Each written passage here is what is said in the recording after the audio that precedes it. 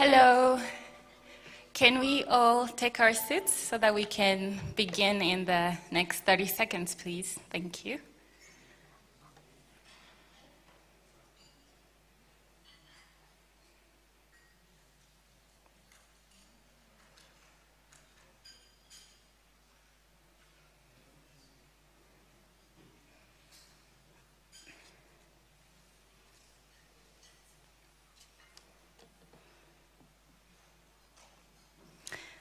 Thank you.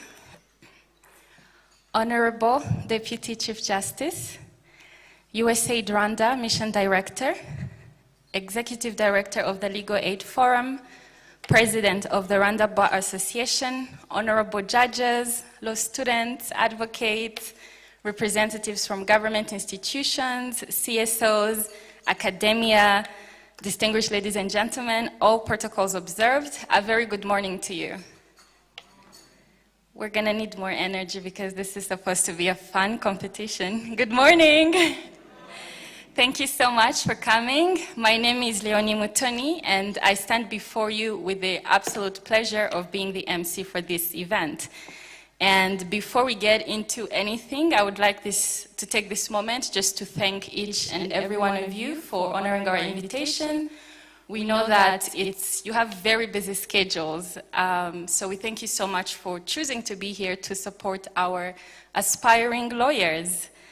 And it's a beautiful turnout. We are humbled by it. Thank you so much. And for those who are not able to be with us physically, they're following us online because this event is being live streamed. We pulled all the stops for this. So thank you so much, everyone.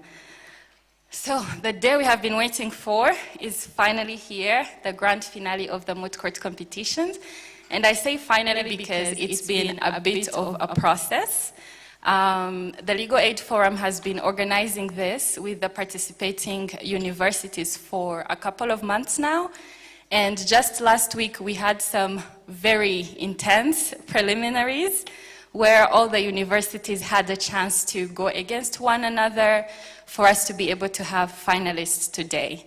So we have two finalists. We're not going to tell you the names because we have gone above and beyond to make sure that there's no bias or favoritism. So they're only gonna go by code. And that's gonna make the suspense even more for you guys. So we hope you enjoy that. So Moot Court, basically what we're going to observe is, if I may say, it's a legal exercise where the law students will take on roles of attorneys. Some will be applicants and others will be respondents, and they're going to argue over a hypothetical case. But with most moot courts, even though the cases are hypothetical, they're usually grounded in actual legal complexities. So as our theme infers, safeguarding the rights of asylum seekers and refugees, our hypothetical case is also set in that context. And right now we are in a conference hall, but after the remarks, this is going to turn into a courtroom. So we're expected to have courtroom behavior. For those of us who have never set foot in a courtroom, worry not, I have some key instructions. I'm not a lawyer, but I work with lawyers, so they've briefed me. And the key thing is, if the judges enter, we are supposed to be standing on our feet. We cannot sit until they've also sat down, and we're supposed to be quiet during the proceedings so that they can hear what's going on. Otherwise, you just might be held in contempt. So it promises to be a very fun event. All these legal jargons, and the competition hasn't even started. I hope everyone is excited to follow it. So we're just going to have a quick agenda, but it's going to be fun. We're gonna have some remarks from the Executive Director of the Legal Aid Forum. We're also honored by the presence of the USAID Rwanda Mission Director. USAID is supporting these competitions through a bigger program that they're funding, which is called Dufatanye Kubaka Ubutabera, and basically aims at enhancing access to justice in Rwanda. And legal education, as well as capacity building for justice actors and aspiring ones, are all core objectives of this program. So we're very excited to have them with us. And we are very much honored to have the Honorable Deputy Chief Justice be our guest of honor today. So we have very interesting things set up for you today. We're even going to have an award ceremony for the students. It's going to be very fun. Without further ado, I would like to welcome the Executive Director of the Legal Aid Forum to officially welcome you all. Thank you so much.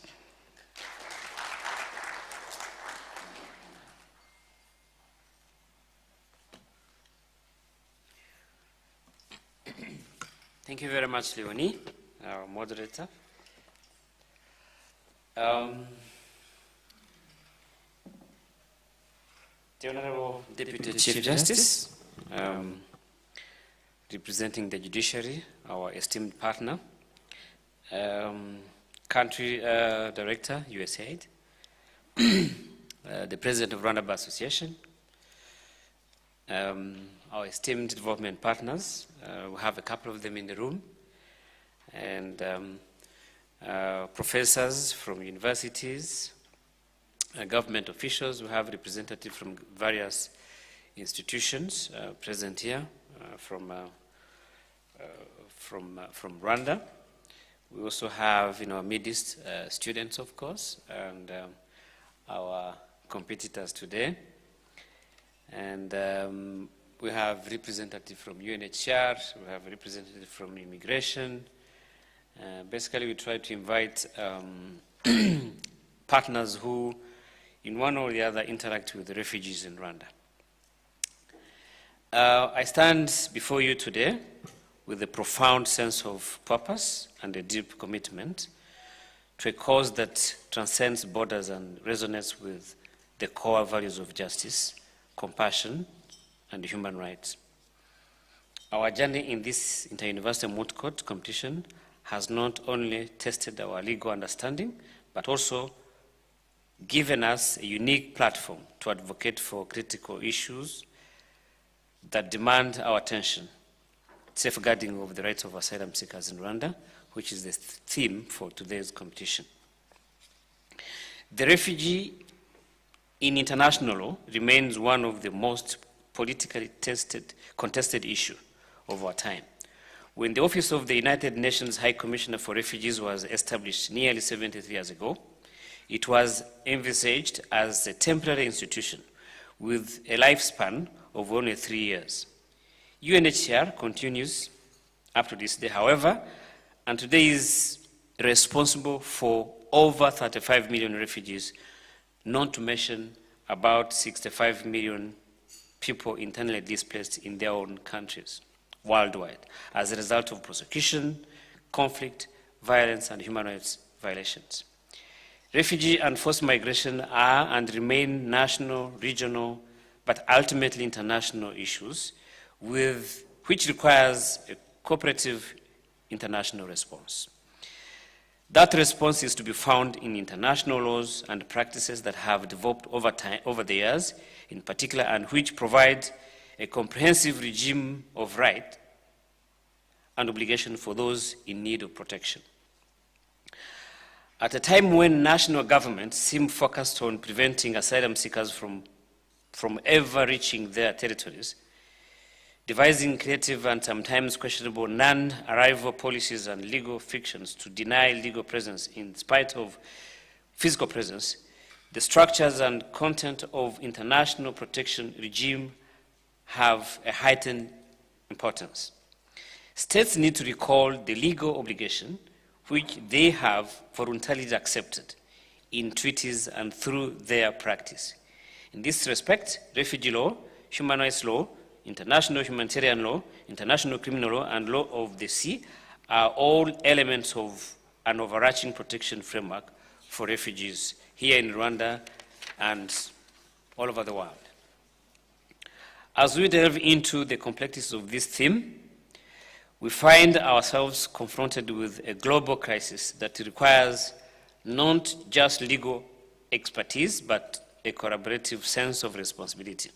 Rwanda, as a member of the Community of Nations and having ratified major international conventions, including the Refugee Convention of 1951, it has an obligation to ensure a fair and effective protection system for those seeking refugee and asylum within our borders. In the pursuit of justice, it is imperative that we acknowledge the inherent dignity of every individual, regardless of their nationality, all the circumstances that led them to seek asylum.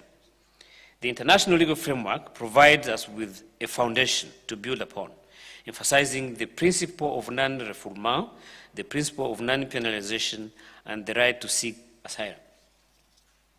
Rwanda's commitment to human rights and its role in providing refugee is commendable. You will all recall that Rwanda hosts over 100,000 refugees, 160, and some of them have been living in our territory for over 20 years. And some of these have to go through their asylum system. The international legal framework is very important to be observed as a country that adheres to human rights, and we've seen improvements, but I also think that it's a journey that we also have to walk as a country. Our Moot competition serves as a platform to discuss the real issues and challenges we are grappling with today. It is incumbent upon us as future legal professions, known as future lawyers, to dissect the law, but also to humanize the scenario that has been set for debate today. Behind each case is a human story.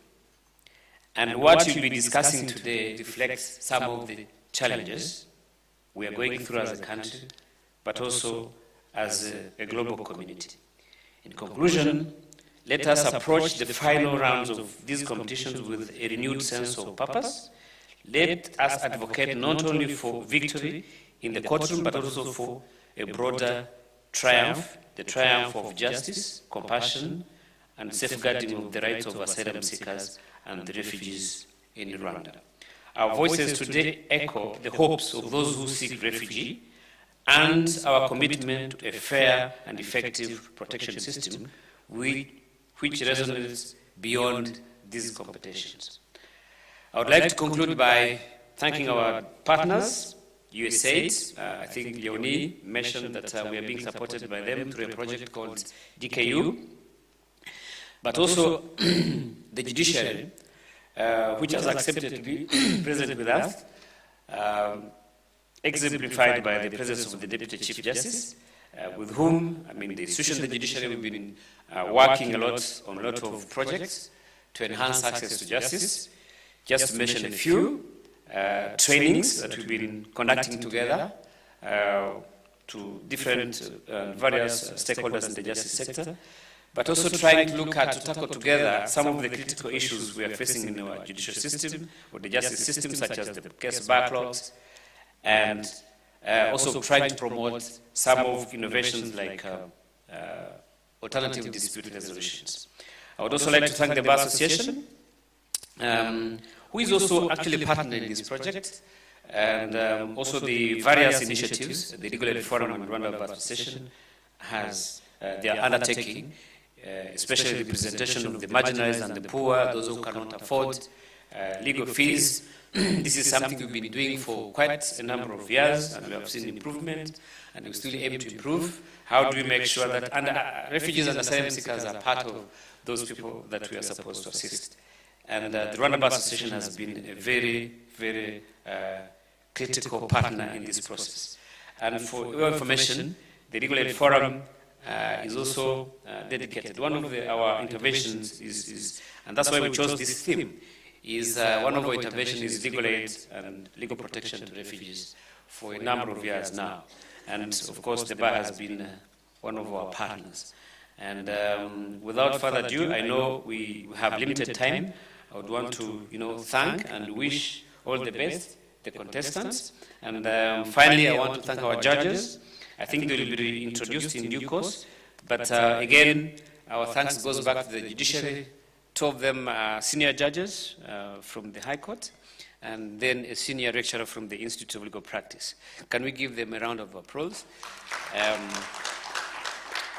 So with that, with those few or many remarks, I want to welcome you all, and then finally I will invite Mission Director, USAID Rwanda, for Rwanda and Burundi actually, so he's a big man, to come and speak. Jonathan, you're welcome.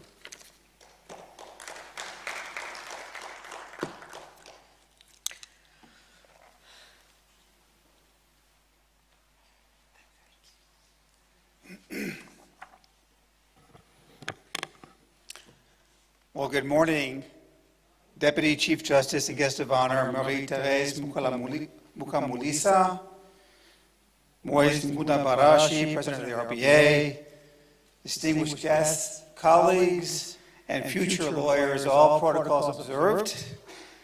Bavandimwe, Banyamategeko by Genzi Banje, Murakozi Kutbakera.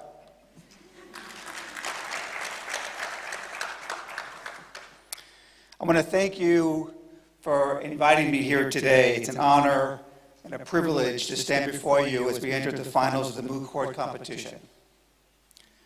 The United States, through USAID, is proud to support this effort and the work that all of you are doing. I'm especially pleased to address you today because of my own background. I'm a lawyer by training. I received my Juris Doctor degree from Harvard Law School 30 years ago, and my own practice has ranged far and near. As a partner in a corporate and business group of a large law firm in the U.S., as the general counsel for an international microfinance organization, responsible for ensuring the legal protections we provide providing accessible development loans in 24 countries around the world. Then, as a legal researcher for the UN, helping to investigate the rights of women in Malawi to ensure their just and equitable treatment in the inheritance when their husbands pass away. And as a legal advisor in the Foreign Service of the U.S. Agency for International Development, USAID, where I was responsible for ensuring legal protections in all aspects of our work in places as far-flung as Russia, the Middle East, and of course, Africa. Throughout my personal experiences as a lawyer, I've been proud to carry the distinguished mantle of an attorney. Our profession has a long and storied role on the cutting edge of the most important moments in history. Our profession, our unique training, puts on all of our shoulders the special responsibility to serve as watchdogs for the rule of law, protectors of the excluded, the marginalized, and those who seek justice from a strong, reliable, dispassionate set of rules and legal systems. And perhaps most challenging of all, seekers of knowledge, pushing the boundaries as we all work to understand how the laws that protect all of us must also reflect the values of the society in which we live and the evolution of life, technology, and our understanding of human nature. Not an easy task. But I assure you, all of you law students here who will soon take up that mantle and already are, that this is a noble profession that promises a lifetime of enriching and meaningful challenges. The institution of the Moot Court competition started a long time ago, back in 1820, at my alma mater, Harvard Law School. I've proudly participated in Moot Court competitions in several places around the world during my foreign service career as a lawyer. Those memories hold a special place in my heart, and I understand the dedication, the hard work, and the passion, and the nervousness for justice that has brought all of you here today as we prepare for the final Moot competition that we will listen to today. You, as aspiring lawyers in this room, represent the bright future of the legal profession in Rwanda.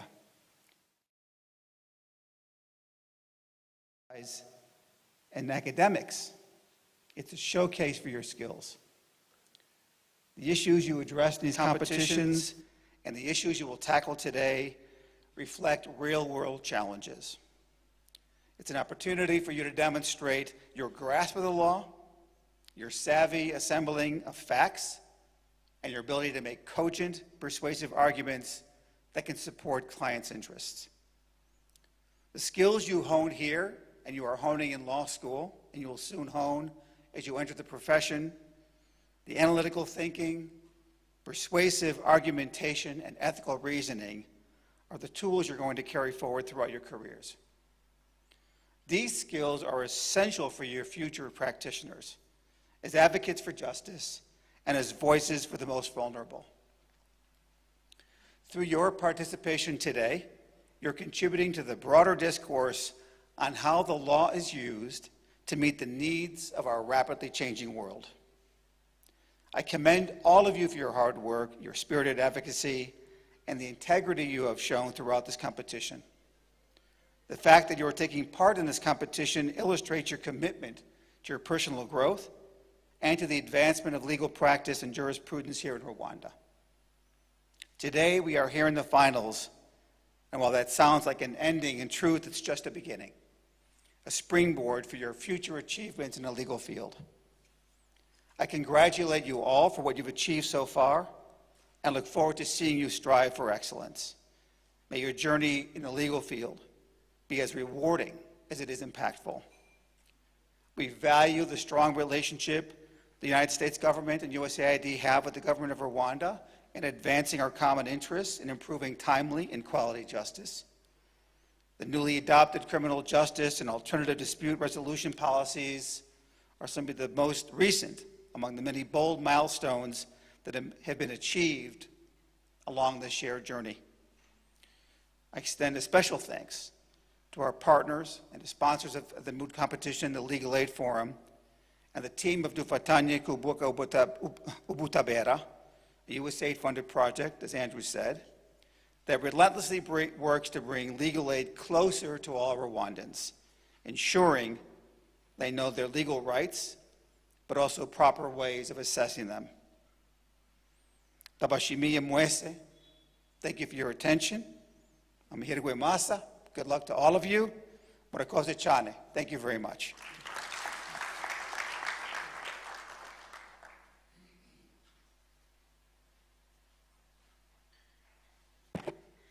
Thank you so much, the Executive Director of LAF and Mission Director of USAID, for your astute remarks, giving us a background into the history Rwanda and the Legal Aid Forum has in protecting refugees, and also your words of encouragement, Mr. Jonathan, for the future lawyers. Thank you so much.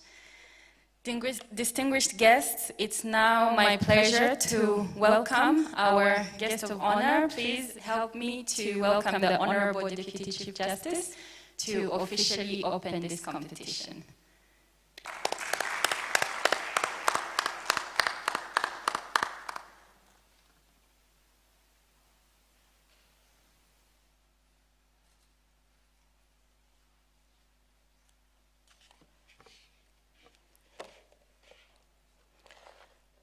USAID Mission Director, the President of Bar Association, dear colleagues judges, Executive Director of Legal Aid Forum, good morning. It is my pleasure and privilege to be with you today and to witness and be part of this important event. I want to thank the organizers of this function, especially the Legal Aid Forum, for the invitation. I would also like to welcome you all to this great function in a special way. Thank my colleague judges, participating universities, and all esteemed guests who will take part in this event. I have a strong expectation that we shall all enjoy the competition and richly benefit from the discussions. Moot court competitions are very important to law students as they provide them with a practical platform to develop a wide range of critical skills that are essential for their future careers. Through moot court, students adjust their abilities in legal research, writing, and oral advocacy, and consequently bridge the gap between the theoretical knowledge and practical application. This initiative is more than an academic exercise. It's a crucial step in building capacity for future lawyers who will enhance the nation's legal landscape. The competition not only sharpens legal skills, but also fosters a commitment to the rule of law and access to justice for all citizens, and thus planting the seed for assurance of a better and just future. In Rwanda, the law school and the legal profession have been through a progressive development in the aftermath of 1994 genocide against the Tutsi. And for decades before, we only had one law school from the 1960s and could only produce 10 lawyers a year. Similarly, there was no bar association that could organize and regulate the practice of law. Fortunately, currently, the country counts many schools of law. It has a well-established bar association known as the Rwanda Bar Association, with various law firms and a variety of law professionals and practitioners. Ladies and gentlemen, modern and contemporary issues and complexity of today's legal challenges call for lawyers of high calibers. The future lawyers we need are professionals who are fundamentally and passionately ready to uphold the principles of the rule of law, rights and freedom of people, and equitable fair justice. The future lawyers that the modern world needs are those who understand well the dynamics of the current trend of global legal marketplace development, technology literacy with a high sense of cultural awareness, and might be so important in this global profession. Lawyers are professionals who are called to appropriately and fairly serve both their client and the society. This noble profession requires, among others, a high level of motivation, diligence, integrity, and moral and people-related skills that will serve lawyers as tools for the smooth learning and fulfillment of the noble duties. To illustrate the future lawyer's profile, our today's theme serves us with a good example. As the theme goes, we need lawyers who are better equipped to deal with today's increasing complexity, cross-border asylum seekers, and internally displaced refugees. We need lawyers who are better positioned to help prevent and curb down scenarios of statelessness.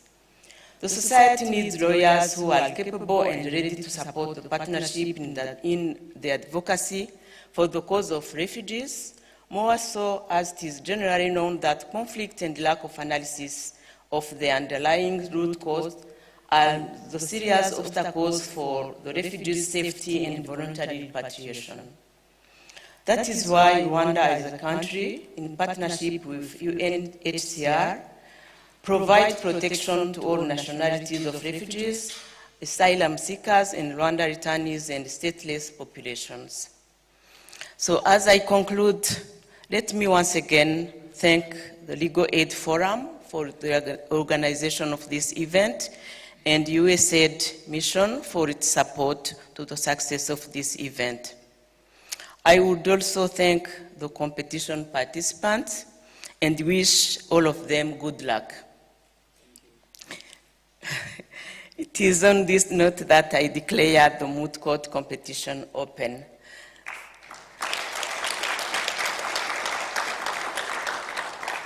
Thank you for your kind attention.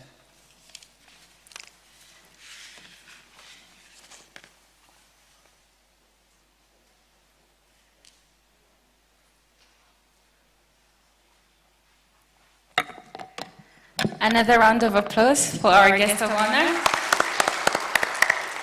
Thank you so much, Honorable Deputy Chief Justice, for your wonderful remarks and for setting expectations for our future lawyers. I hope you guys are very much inspired by the presence here today, all these people who have come to support you.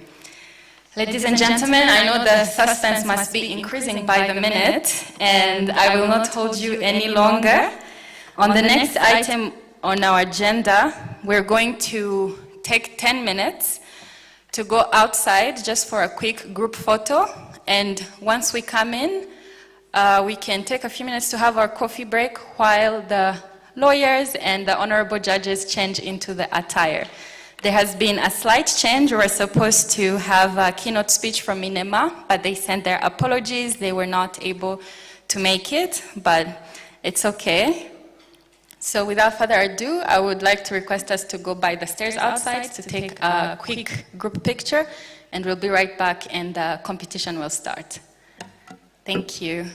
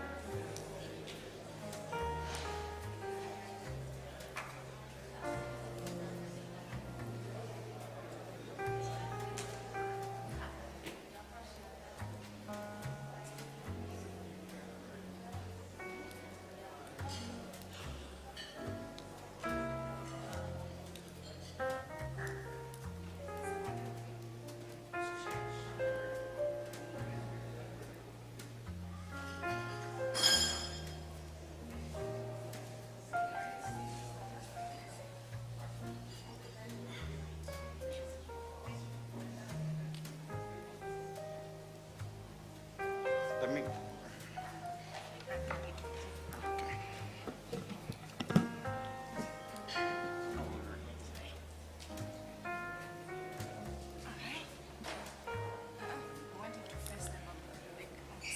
Okay.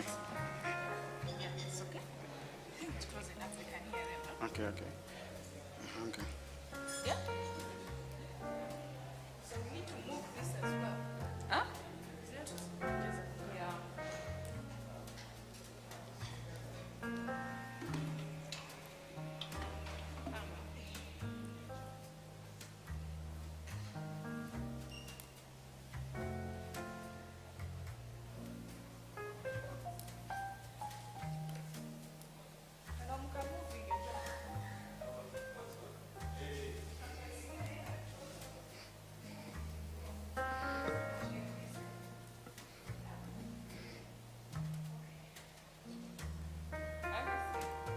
Warabareba abajada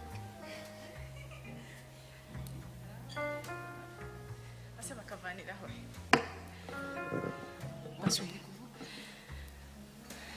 Musha?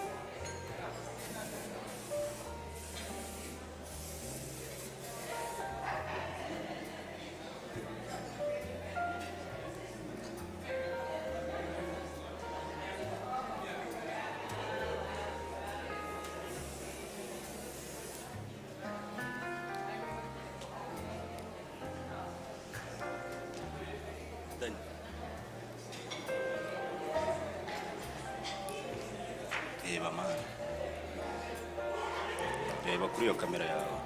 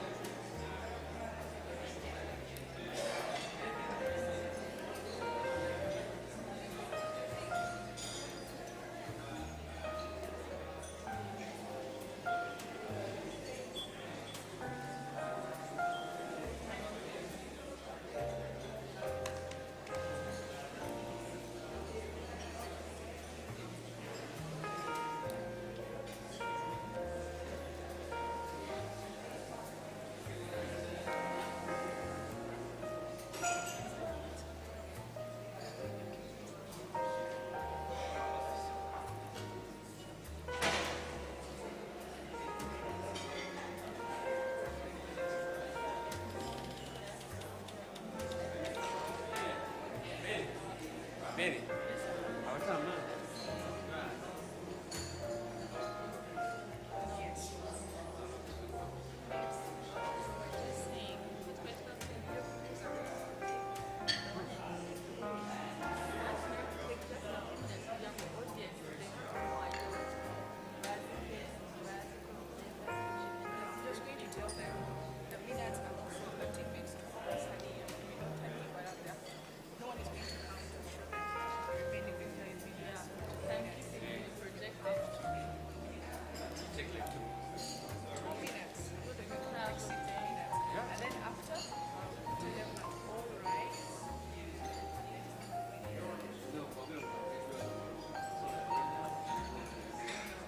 And also test if the mics are working.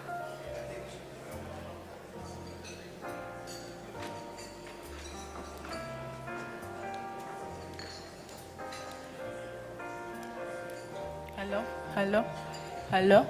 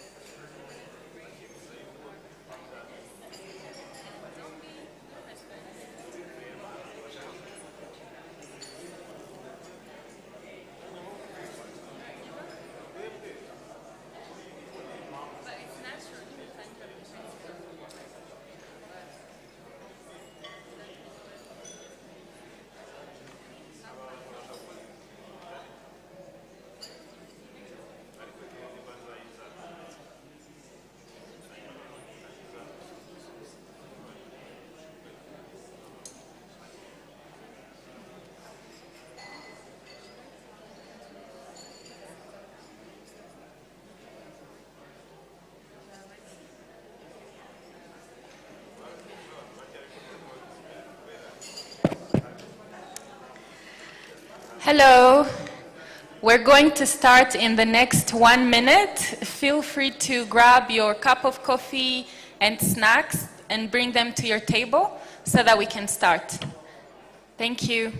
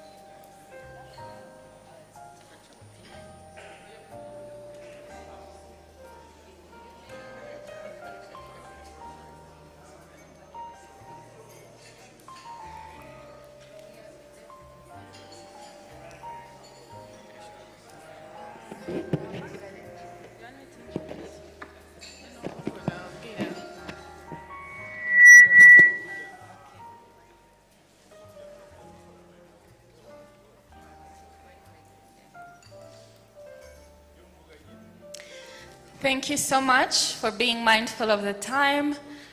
Before our judges call in, I want to invite my co-MC, Musoni Mary. She's the Senior Legal Empowerment Officer at the Legal Aid Forum, and she's been instrumental in organizing this entire competition. She's gonna take 1 minute. She's gonna take 1 minute just to take us through the instructions, what we should be expecting, and that way it will be more fun. If there's people who are still outside, please come on in and so that we can start. Thank you.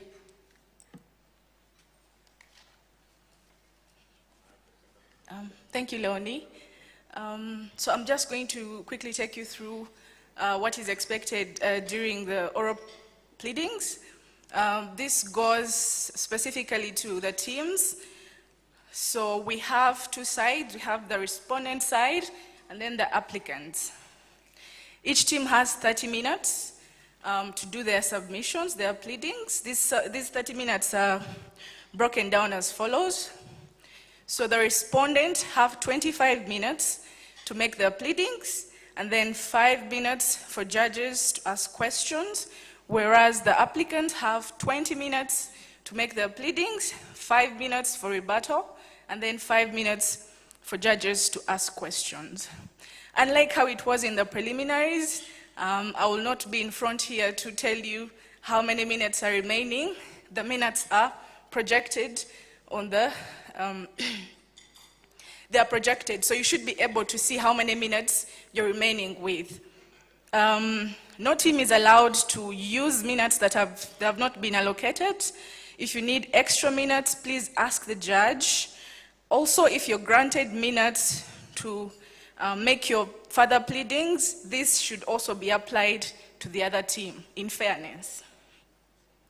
Please respect one another as you're making your oral submissions, as well as respect one another, but as well as you should know that this is going to be a courtroom, so no one is allowed to make unnecessary movements to and from until the proceedings are done. So with that, I wish you all good luck. Thank you.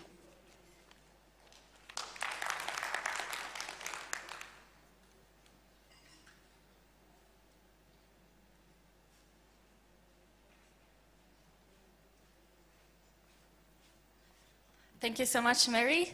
As I mentioned earlier, we should all be on our feet when the judges come in. So let's all stand up, please. Thank you.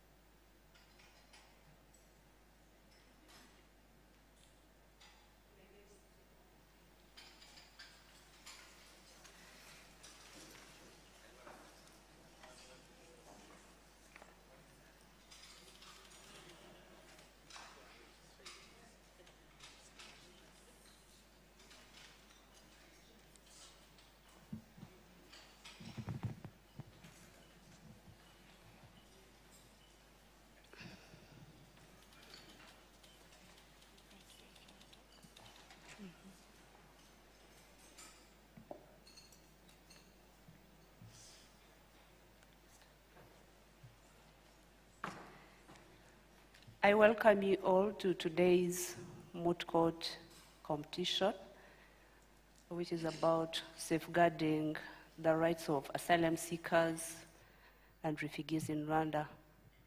My name is Judge Ruth Mukakalisa. I'm going to preside over this session. I'm with Judge Byakatonda John and Justice Vigilmal Console. With that, we want to confirm if the participants in this Moot Court competition are present, and we ask them to introduce themselves, beginning with the applicant side. May you please introduce yourself?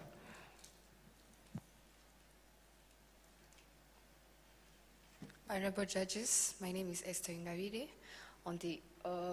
with Counsel Shema Eme, representing Salim bin Adin on the case versus the Republic of Azana. We are the applicants from Team Kilo. Thank you.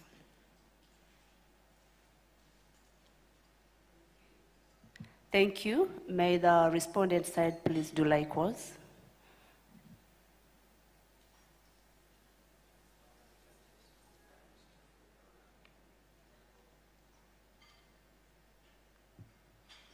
Honorable judges, my name is Geoffrey Kabagambe.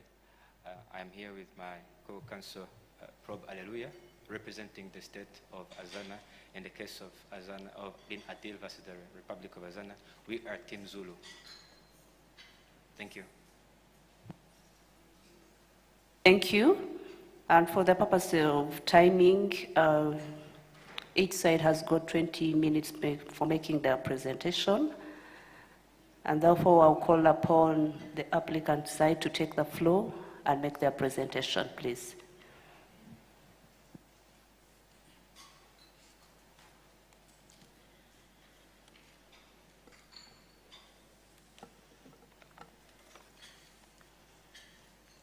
Honorable judges, my name is Esther Ingabire. I'm the counsel on the applicant side of Salim bin Adil, and I'll be presenting the first legal issue and the second legal issue, and my co-counsel Shema will be presenting the third legal issue and the fourth legal issue and presenting the court with the players.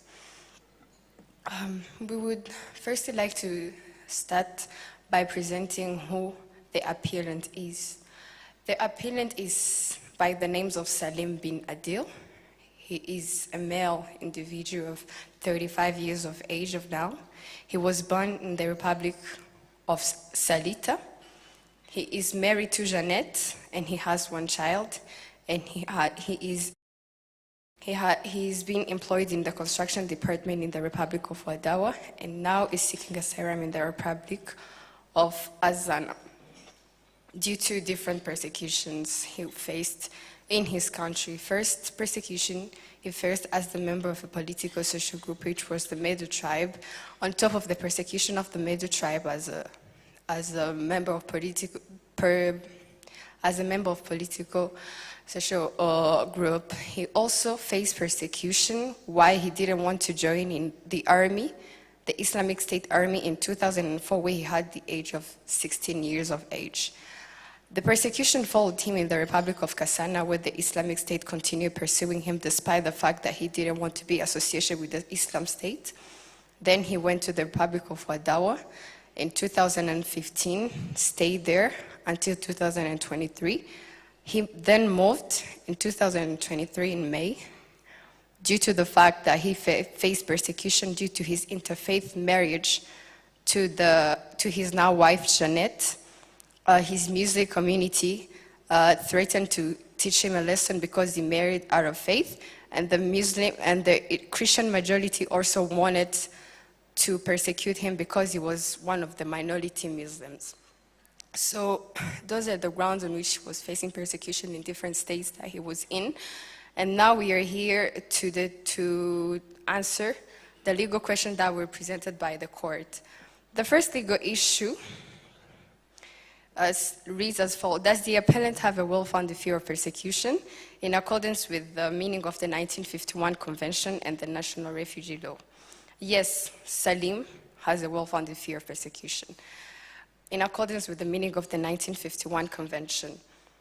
In Article 1, it states, and I read, as a result of the events occurring before the 1st January 1951 and owing a well-founded fear of persecution for being persecuted for reasons of race, religion, nationality, membership of a particular social group, and political opinion, is unwilling to avail himself to the protection of that country. In the grounds that I presented before, Salim had a well-founded fear in all the state that he traveled to reach the state that he was in right now. He felt persecution for being a member of a particular social group. He felt persecution on grounds of religion. All of this persecution followed him up to the point that he presented himself in the Republic of Azan. Those are the grounds on which we base that we, as the applicant team, believe that Salim has a well-founded fear of persecution due to the following reasons that we just mentioned. The second legal issue that I'm going to tackle on is the legal grounds of the refusal of asylum presented by the Azana government legally convincing. Honorable judges, I would like to refer you to the facts of the case 18, that states reason, 18A, that states the reason for the rejection of the asylum of Salim bin Adil. The first one, first, the applicant poses a threat to national security because the Islamic State is pursuing him, and therefore granting him asylum puts the nation at risk of an attack. This is the first ground that was presented by the Republic of Azana as the reason as to why they refused to grant asylum to the applicant. Here, there is no empirical evidence, Your Honors, that the asylum seekers bring terrorists whatsoever. These allegations lack factual basis because there is no evidence that the Islamic State knows Salim bin Adil as an individual in separation with the Medu tribe they were persecuting in general. There is no evidence that they are actively pursuing Salim bin Adil as an individual as to why they would follow him from each and every state that he goes in. There's no empirical evidence to prove that. This is just speculation provided by the Republic of Azana as to find grounds to deny asylum from our applicant.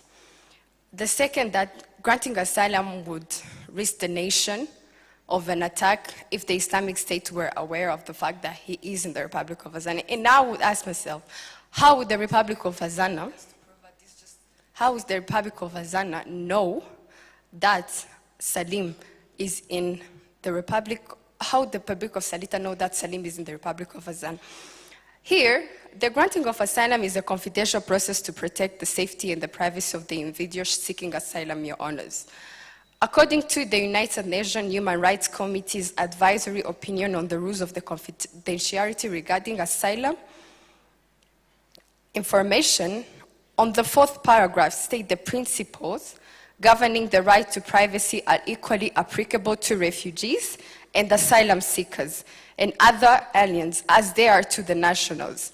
The right to privacy and its confidentiality are requirements especially needed and important for an asylum seeker whose claim inherently implies a fear of persecution by the authorities of the country of origin and whose situation can be jeopardized if the protection of such information is not ensured.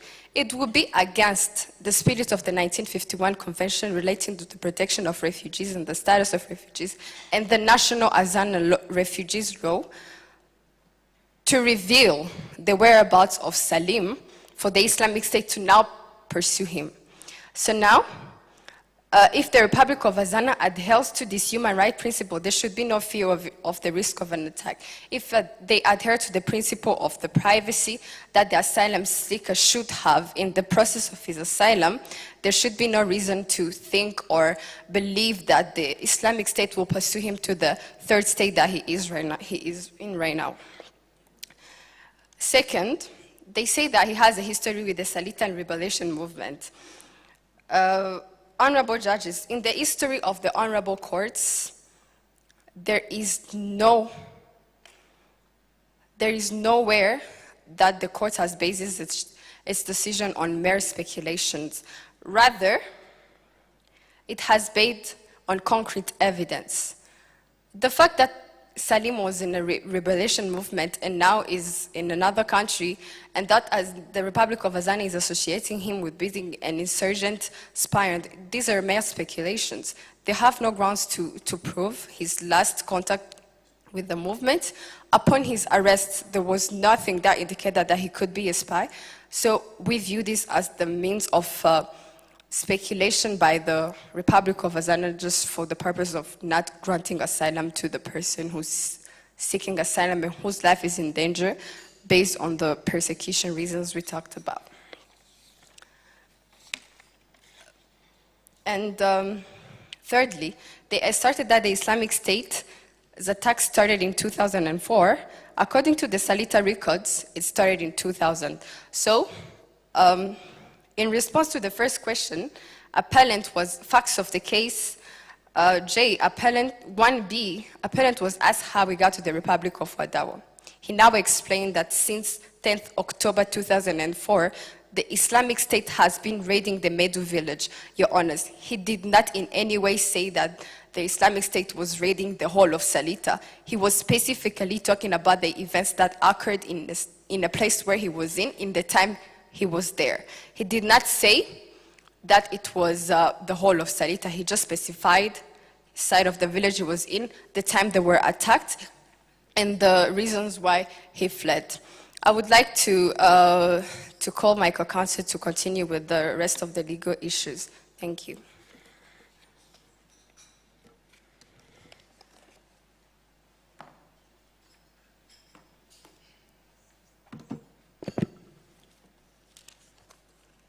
Your Honors, in this case, I'm going to present to this Honorable Court the legal issue 3 and 4 as follows. May it please the Court. Does the decision taken by the Minister in charge of refugees violate the principle of non-refoulement? In this case, we say that indisputably they violated the principle of non-refoulement because the Republic of Azana has an obligation not to return Salim ibn Adil to a country where his life is actually on a threshold or threatened on accounts of the 5 grounds that are given in the Article 1 of the 1951 Convention, which is race, religion, nationality, a member of a particular social group, and due to a political opinion. This obligation is actually found in Article 33 of the same refugee law of the Convention, and it is more conveniently referred to as the obligation of non-refoulement. It is an obligation, and in this case, the Republic of Azana actually did not follow this. The article does not call for them to give any sort of idea to it. It obliges them to follow it. If you allow me to quote it.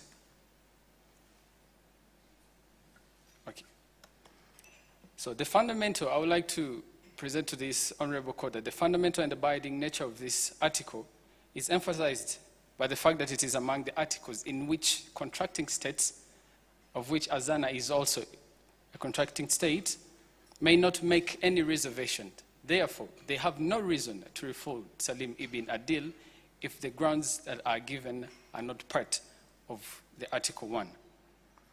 Article 42 of the Book of Refugee in International Law by Godwin Gill expresses the opinion that the principle of non-refoulement forms a part of the general international law, and that Article 33 of this particular convention is a fundamentally norm-creating character. At the level of the international law, I would like to present to this Honorable Court that Article 3 of the United Nations Declaration on Territorial Asylum, it states that no person, as referred to Article 1, Paragraph 1 of the 1951 Convention, shall be subject to measures such as rejection at the frontier if he has entered a territory in which he seeks asylum, expulsion or compulsory return to any state where he is subject to persecution. Clear facts are given in the case that he was actually, facts of the case I, when the Christian majority launched a coup d'etat and also a campaign to persecute the Muslim minority. In this case, he actually ran to Azana, thinking that he would get safety there, basing on the grounds that his persecution is based on religion. Therefore, he is free to move and seek persecution in a country where he feels safe. On the regional level, the OAU Convention governing the specific aspects of refugee problems in Africa of the 1969 gives the expression in a binding form to a number of important principles relating to asylum, including the principle of non-refoulement in its Article 3, Part 3. And I quote, "No person may be subject to a member state to measures such as rejection at the frontier, return or expulsion, which should compel in return to refrain in a territory where his life, physical integrity or liberty would be threatened for reasons set out in Article 1. It should also be noted that the principle of non-refoulement should be observed with concern, be it in the 1951 Convention, be it with the UNHCR, be it with the 1967 Protocol, that it is of a declaratory nature, therefore they should respect it. Furthermore, the Article 14, I would like to submit to this Honorable that Article 14 of the Universal Declaration of Human Rights says that everyone has a right to seek asylum and to enjoy in other countries asylum free from persecution. We would ask as to why they're actually denying him asylum. Does it mean they want to take him back to Adawa in a den of lions, hungry lions who want to persecute him? This is not only showed that it is the Christian majority that wants to persecute him. Even his members from the Muslim minority also brought it forward that they should teach him a lesson because he loved and married out of his religion. The risk is of both sides. Facts of the case F, where the Muslim community also agreed to teach him a lesson. We shouldn't take this as a lecture that he had to attend. This is a serious issue. However, the Republic of Azana failed to satisfy the exceptions given in Article 33, Part 2 of the 1951 Convention, on which, just in case of a threat to national security to the host country, 2, in case their proven criminal nature and record constitute a danger to the community. In the grounds they presented for the rejection, as in facts of the case 18, there is nothing that shows clearly that Salim ibn Adil is a threat to the national community, the national security, nor is he a threat to nor does it cause danger to the community. I would like to submit that the reasons they gave do not even feature in the 1951 Convention, nor in the domestic law of Azana refugee law. The grounds were just developed, as my co-counsel said earlier, they are just mere speculations. In conjunction with Article 31 and Article 33 of the 19 Convention, states should allow a refugee a reasonable period of time and necessary facilities to obtain admission into another country and initiate refoulement only when all efforts to obtain this admission to another country have failed. This was totally violated. In this regard, I would like to also tackle on the legal issue on the principle of non-refoulement. Does the decision taken to detain Salim for 2 weeks due to unlawful entry like proper documentation taken by the police violate the principle of non-penalization? Indeed, they did violate it. In the case of Austria, of unauthorized boat arrivals, their entry, it brings it forward that their entry is not actually legally authorized because they came in illegally, but it is not criminally, it's not a criminal offense. Therefore, if a refugee comes in a country illegally, they shouldn't be held accountable for it. They should rather be helped as per the fundamental human rights.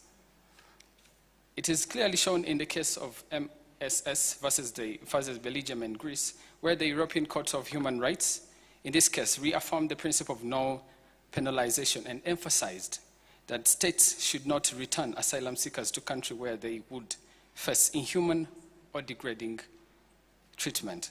Furthermore, the Kanagaratan versus the Belgium in 2003, also the European Court of Human Rights in this case held that imposition of criminal penalties on asylum seekers for illegal entry might violate the prohibition of inhuman and degrading treatment.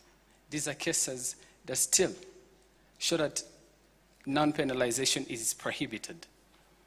Furthermore, in the matter of Acosta of 1985, where the Board of Immigration Appeals established the well-founded standard for asylum eligibility, emphasizing the need for the protection even if the refugee has engaged in illegal activities.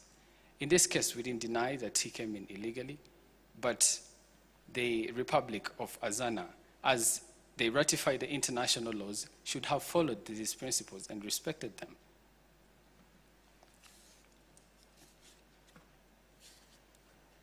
Therefore, allow me to submit it this way, that ex nihilo in nihil fit, nothing comes from nothing.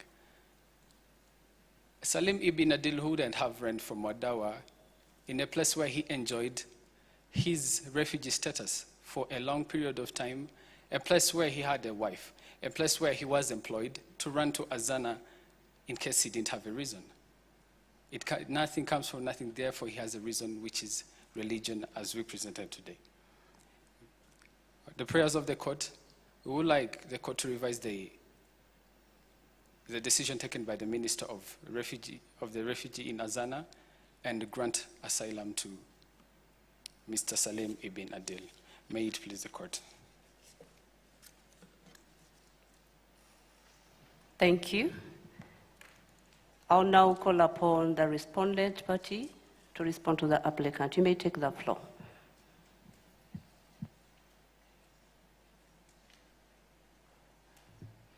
Thank you, Your Honors. As stated earlier, my name is Geoffrey Kabagambe. I am the first counsel for the respondent. Tonight, Your Honor, if it may please the court, I'd like to put it to the court that the counsel for the applicant, to begin with, did not address the issue of admissibility or jurisdiction.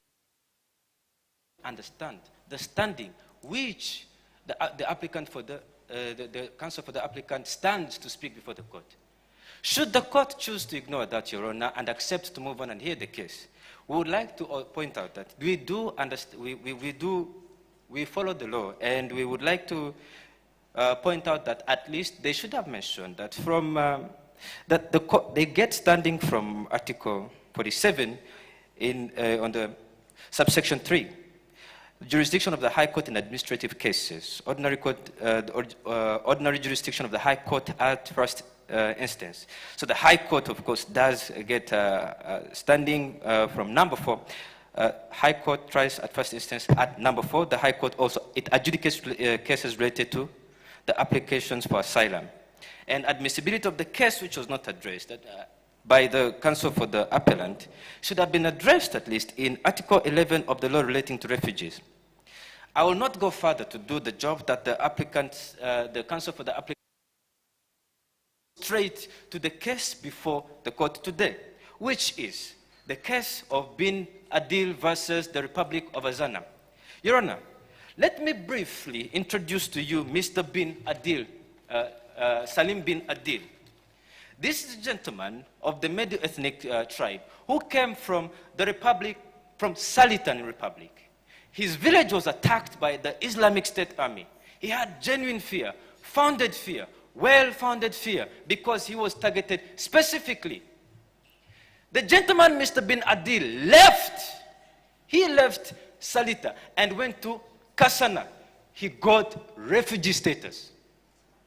He was granted refugee status. So the facts of the case, it is not stated that it was denied to him for any reason. And in the place where he got refugee status, Your Honor, he joined the Salita Liberation Movement. The Salita Liberation Movement that went from Kasana back to Salita in the name of fighting the Islamic State Army.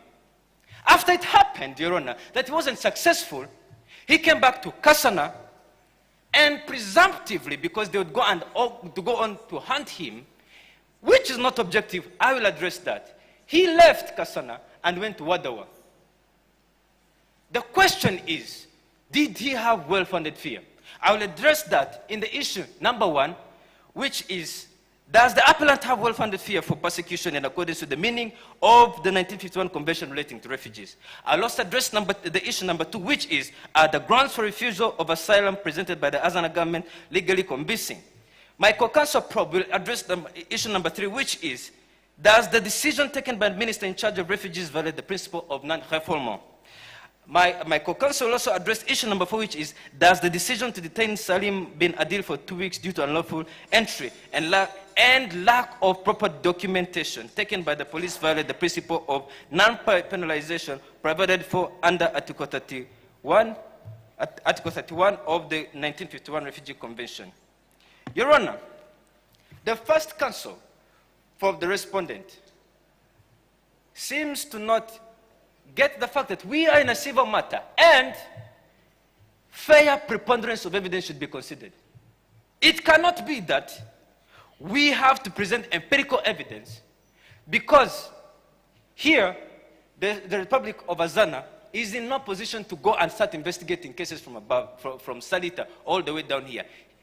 Mr. Bin Adil gave us a story and we based on it to make our decision. Your Honor, I'd like to further submit that the legal grounds provided by the counsel for the applicant are in fact incorrect because there are 2 and only 2 legal grounds. The following are simply motivations. I will address that as I go on to address the issues in detail. Your Honor, it seems that the counsel for the appellant assumes that advisory writings, advisory provisions by the United Nations High Commissioner for Refugees is somehow legally binding. They don't provide an article that supports such an assertion. Your Honor, the counsel for the appellant still comes here and invents facts because it is nowhere where it is stated in the facts of the case that the right to privacy was violated under no circumstance. And Your Honor, finally, I'd like to point out, before I go deep, I go further into my submission, that the presentations from the counsel for the appellant are mere presumptions, but expect us to provide them with facts. Facts which they do not base on to make arguments for themselves, for their client. Let me go into the arguments. Like to go and address issue number 1. Your Honor, right before, I would like to point out that the Republic of Azana hosts over 200,003 refugees. We are well versed with the need to protect the rights of people seeking refuge, seeking a safe place. The Republic of Azana is well aware and has abided by law throughout, and it is evident that we care for humanity. Our client cares for humanity. Your Honor, let me go straight to issue number 1. Does the appellant have a well-founded fear of persecution in accordance with the meaning of 1951 Convention relating to refugees? Counsel for the respondent submits no. Our answer is motivated by the fact that the reasons stated for exit from Kasana to Wadawa, in fact of the case number 16, question C, do not fit the definition of a well-founded fear. The well-founded fear has to be examined in a tripartite sense. 1, is it subjective? Subjective meaning emotion. Do I feel like I'm under threat from this individual? 2, is it objective? Has there been a real attempt to actually threaten this individual? 3, has the state failed to protect the individual that is claiming to have a well-founded fear? We will be guided by the case of Canada Attorney General versus Ward, 1993.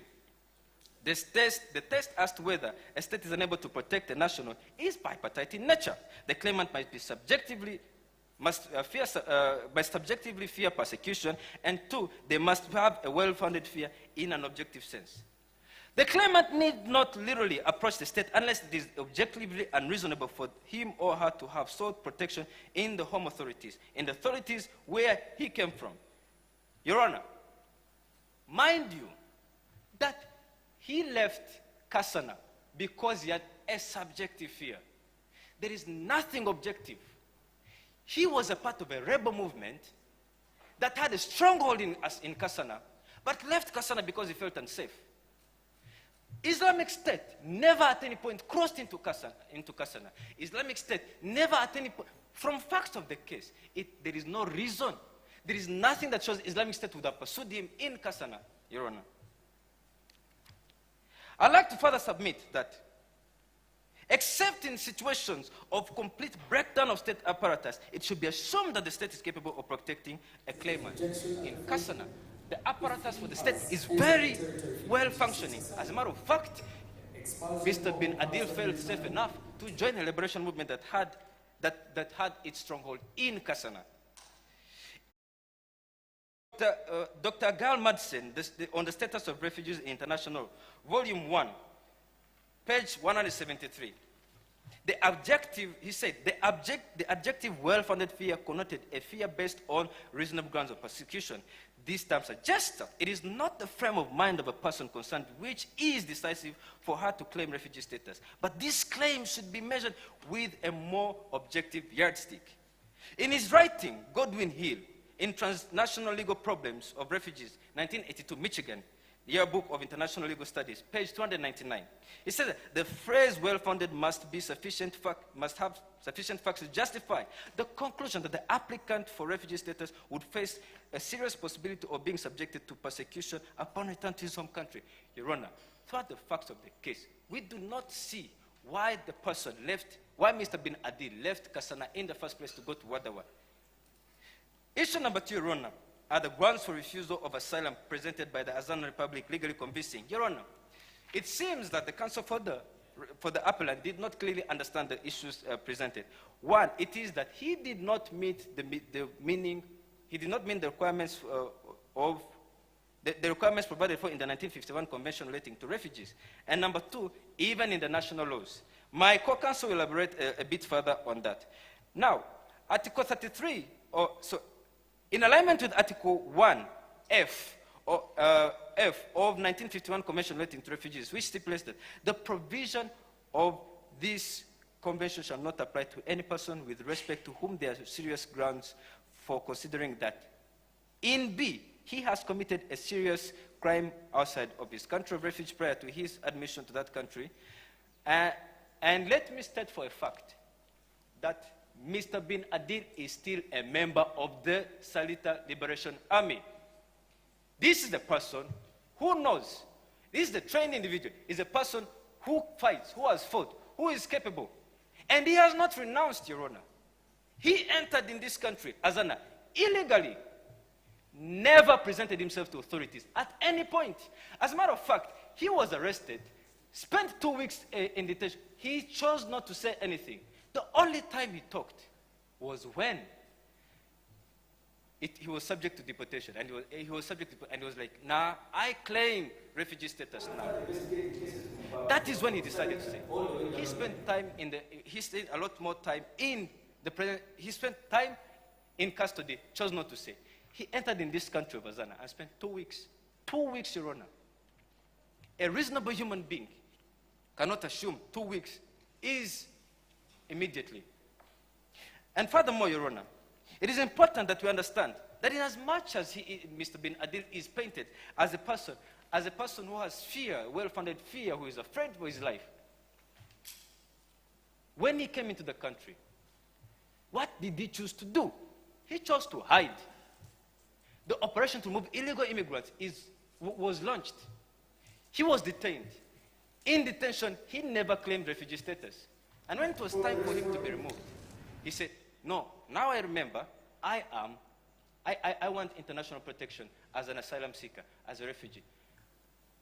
This person gives us reasonable grounds to believe that he has other intentions other than seeking refugee status. That should have been the first thing that he came to do when he entered the country illegally. Mind you, I'd like to present it to the court that He has sought refugee and got it twice. He knows what, where, when, how, and why. And he chose to ignore that. Instead, he came illegally and stayed in, Your Honor. I'd like to present finally that there are reasonable grounds to believe that Bin Adil is international to the Azana community as a member of a rebel movement which he has not renounced. He is a trained and working weapon, Your Honor, who illegally entered into the country with no proper document, never declared himself as a refugee after being detained, even after being detained, Your Honor. He constitutes a danger to national security. This is a person who, to this point, and even when he was detained, could not declare himself. He could not ask for protection. He only talked about it when it was time for him to leave the country.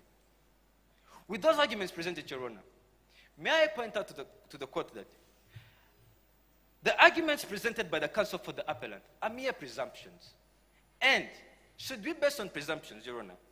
Then it is only fair for the court to consider fair preponderance of evidence in this case. 51% is enough. This is a member of rebel movement. He entered into this country illegally. He has refugee status. He knows what, where, when, how. And he chooses not to act on anything that would put him on track to get refugee status. On the other hand, the Republic of Azana followed procedure which will be addressed by my co-counsel. After following procedure, it was determined on factual grounds that he did not meet the requirements for us to grant him refugee status. And with that, Your Honor, we would like for you to consider, is it more likely that this individual is a threat to national security? Is it more likely than not, individual? Is it more likely to the court, Your Honor, more likely than not that this individual had other intentions other than seeking refugee status? Is it likely that as being a member of a rebel organization, he poses a danger to the national security? Is it also likely that this individual came into the country with perfect knowledge and chose not to act? Doesn't that raise reason enough for us, for the Republic of Azana, not to grant him refugee status? With that, Your Honor, I rest my case and call on my co-counsel to address the remaining issues. May it please the court, Your Honor. I'm Respondent Counsel Probe Hallelujah, and I'll be addressing legal issue number 3 and number 4. And lastly, I will submit to the court Respondent Counsel closing argument or playing to the court. Your Honor, starting with legal issue number 3, the decision taken by Minister in charge of refugee violates principle of non-refoulement. Your Honor, the answer is no. Here's why. From fact of the case number 16, Your Honor, Salim Bin Adil application of refugee status was rejected by Minister in charge of refugee on 26 August 2023 at appeal level on the ground that he did not meet the requirement of being a refugee within the meaning stipulated by the 1951 UN Convention related to the status of refugee and the national law. Your Honor, first I would like to elaborate much more on what is principle of non-refoulement. Principle of non-refoulement is provided by both international and national law. Particularly, paragraph 1 of Article 33 of 1951 Convention related to the refugee status stipulates that no contracting state shall expel, return, or refer a refugee in any manner whatsoever to the frontiers of territory where his life or freedom would be threatened on the account of his race, religion, nationality, membership of particular social group, or political opinion. Your Honor, also Article 7 of International Covenant on Civil and Political Rights, 1966, stipulates that no one shall be subject to the torture or cruel or inhuman degrading treatment or punishment. In particular, no one shall be subject without his free consent to medical or scientific experimentation. Article 3 of Convention Against Torture also provides that no state party shall expel, return, extradite a person to another state where are substantial ground of believing that he would be in danger of being subjected to torture. Your Honor, all these provided articles are at large self-explanatory. principle of non-refoulement is examined on one condition: to return, to refer, to expel. Your Honor, decision in question today is decision taken by Minister in charge of refugee on 26 August. The decision was to reject the application, not to return, not to deport. In fact, if Salim bin Adil if the decision was to return, this case will not reach here, because Salim bin Adil, after not being satisfied by the decision, he have time to launch the case. He have time to initiate the claim into this court. Deportation would have to immediately. If the decision was to return him to the place where his life and freedom will be threatened, he will not get a chance to launch the case in the court. The principle of non-refoulement is examined on the condition of returning the applicant or genuine asylum seeker to the place where his life and freedom will be threatened in the sense of Article 1 of 1951 Convention. The decision took by Minister was not to return, was not to expel, was not to deport, but to reject the application. Your Honor, we are a country that's bound by both international law and national law. From that sense, Article 27 of our law, from fact of the case number 25, I will be referred to the Rwandan law, law number 13/2014 of 21st May 2014. From that law, Article 27 provides durable solution for refugee. First, there is voluntary repatriation. Second, there is relocation to another country. Third, there is resettlement. Presidential order provides modalities for that resettlement. This shows how much our country is trying to don't engage into principle of non-refoulement. He provides durable solution. Your Honor, as interpreted by the first council of respondent, this individual holds refugee status. In exercising the principle of first country of asylum, as a matter of the fact, Salim bin Adil holds refugee status in Kassana. He has more options. Even though his application was rejected, it doesn't mean he has to go back to Wadawa or to Sarita, where his life and freedom will be threatened in the sense of Article 1 of 1951 Convention. But he can relocate to another country. He can go back to Kassana, where he still holds refugee status. Moving to legal issue number 4, does the decision to detain Salim for 2 weeks due to unlawful entry, lack of proper documentation taken by police violate principle of non-penalization provided under Article 31 of 1951 Convention? Your Honor, the respondent counsel submits no to the court to this legal issue. Why? From the facts of the case number 14 and 15, on early 13 May 2023, Salim bin Adil illegally entered into Azana through Kobo district, located in west of Azana, and bordering to the Republic of Wadawa, and stayed there for 2 weeks. Your Honor, the article in question, Article 31 of the 1951 Convention related to the refugee status, stipulates that no contradicting state the contradicting states shall not impose penalties on account of illegal entry or presence of the refugee who coming directly from territory where his life or freedom was threatened in the sense of Article 1 or are present in their territory without authorization, provided, quote unquote, provided they present themselves without delay to the authorities and show good cause for their illegal entry or presence. Your Honor, the spirit of convention here was to prevent illegal immigrant fugitive of justice to use this particular article as their defense mechanism. And in this case, Your Honor, that's exactly what Salim bin is doing.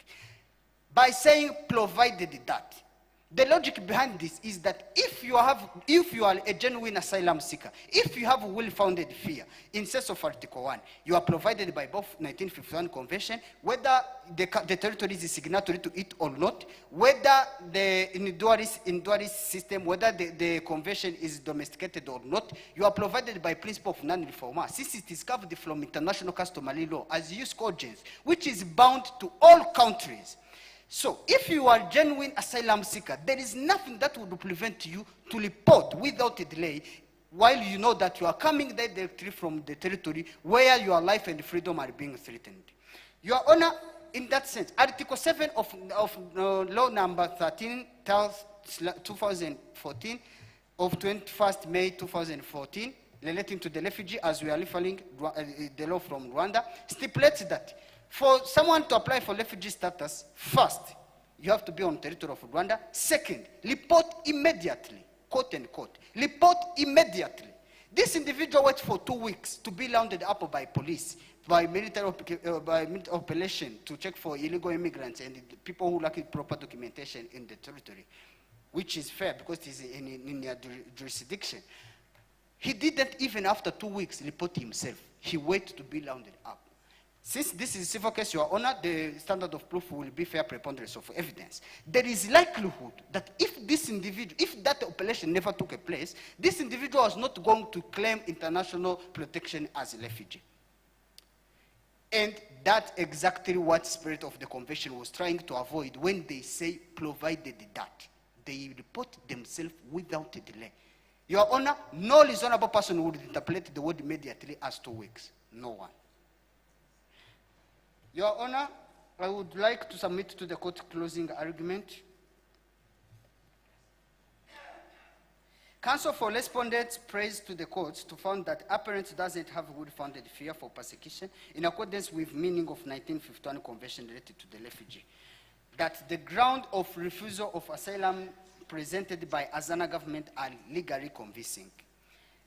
That the decision taken by minister in charge of refugee does not violate the principle of non-refoulement, since it was to reject, not to return.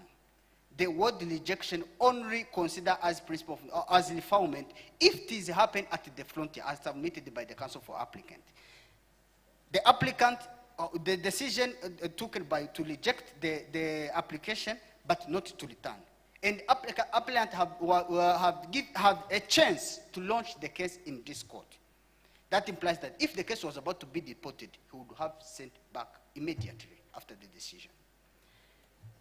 That the decision to detain Salim for 2 weeks due to unlawful entry on the lack of proper documentation taken by police does not violate the principle of non-penalization under Article 31 of 1951 Convention.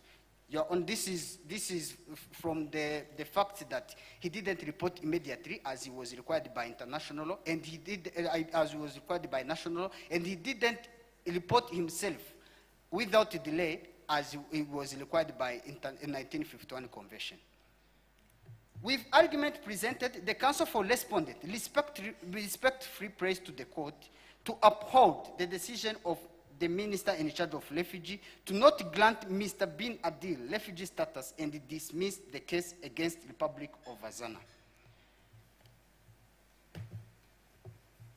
If may it please the court, Your Honor, I rest my case. Thank you. We now have 5 minutes for the applicant for rebuttal. Then after that, we have questions from judges. Take the floor.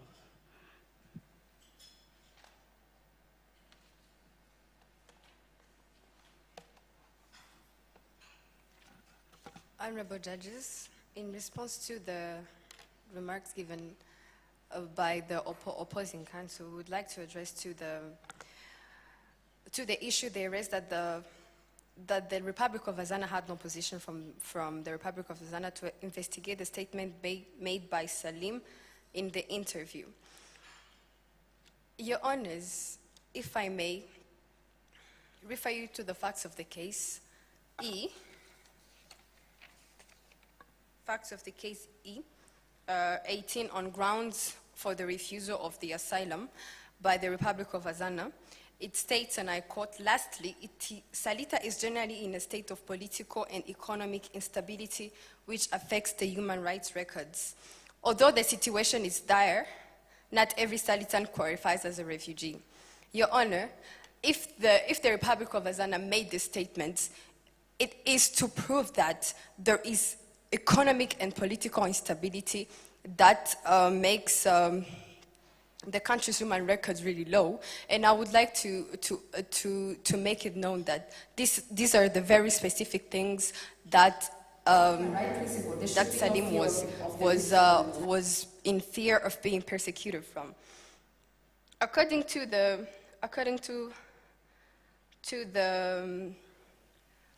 statement made by the Republic of Azana in the grounds of refusing the asylum for Mr. Adin, we thank the Republic of Azana for recognizing the fact that Salita is in a state of political and economic instability, which affects the human rights record, addition that its condition is really dire.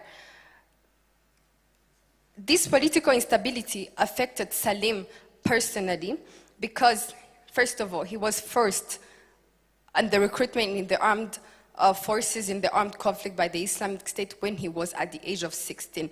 This is in violation of the child's rights, and that is ratified and recognized by the Republic of Azana. In its optional protocol to the Convention of the Rights of the Child on the Involvement of Children in the Armed Conflict, Article 4, Sub-Article 1 states that armed groups that are distinct from the armed forces of the state should not, under any circumstance, recruit use of hostilities in personnel under the age of 18. And we found that being forced and listed to armed group is evident that his life was in danger in the Republic of Salita. Plus the fear of his former death of his elder brother and his father. He was also a member of a particular social group, which was the Medu tribe. That was persecuted to the fact that they did not want to join the Islamic State. They didn't want to be aligned with the Islamic State. This resulted into the death of a large number of Medu tribe women and men. Hence, the death of his father and his elder brother, Your Honors. It is proven that he had a well-founded fear of persecution, that if he stayed in the Republic of Azana, his life were at high risk of being finished by the Islamic State, which so badly want to recruit him as a child. Therefore, this cannot be an excuse of the side of Azana because they are not supposed to be the ones to provide him the right to due law, which includes his right to be heard in a language that he understands and speaks. This is a law to due process. The Republic of Azana interviewed Salim in the language English that he doesn't speak nor understands, hence to the inconsistency of the facts in the case. We would like to remind the court here today and the opposing counsel that it is the Republic of Azana's responsibility to provide you to law. Hence, ask and conduct interviews in a language that a person speaks and understands very well. It was not done. So on the position that we say that the right to privacy was violated, Your Honor, we did not in any way state that the right of privacy was violated. We just simply stated the fact that it was owed to him as a human being in fear of his life, in fear of persecution, that if the country of Azana didn't release the information due to his asylum process and asylum seeking in their country, there should be no fear for the Islamic State to come and attack the nation based on the fact that they gave asylum to Salim bin Adil, Your Honor. We did not in any way state that his right to privacy was violated. We simply state that it was owed to him, and we asked the question, if they didn't know that Salim was in the Republic of Azana, how would they pursue him and persecute him there? How would they launch an attack if the principle of the confidentiality is held, Your Honor? The other thing we would like to tackle on is the ineligibility of a person seeking asylum, as it was pointed by the opposing counsel. They state in the 1951 Convention, first Article F, Sub-Article F, they stated, the provision of this convention shall not apply to any person with the respect to whom there are serious reasons for considering that A, he has committed a crime against peace, war crime, crime against humanity, as defined in the international instruments drawn upon to make provision in respect of such crimes. Your Honors, Mr. Salim Adil has never been in any way accused of this matter. Even if he was accused, he needs to stand before trial. Everyone is innocent until proven guilty. If there was no person that came forward to accuse him of these crimes, why would the Republic of Azana come forward and use it as grounds to refuse to grant him asylum? It was never made a thing. They never persecuted him. And to involve the fact that he held two asylum seekers from two different states, Your Honor. In Kasana, they spent 2 years investigating his whereabouts so they could grant him asylum.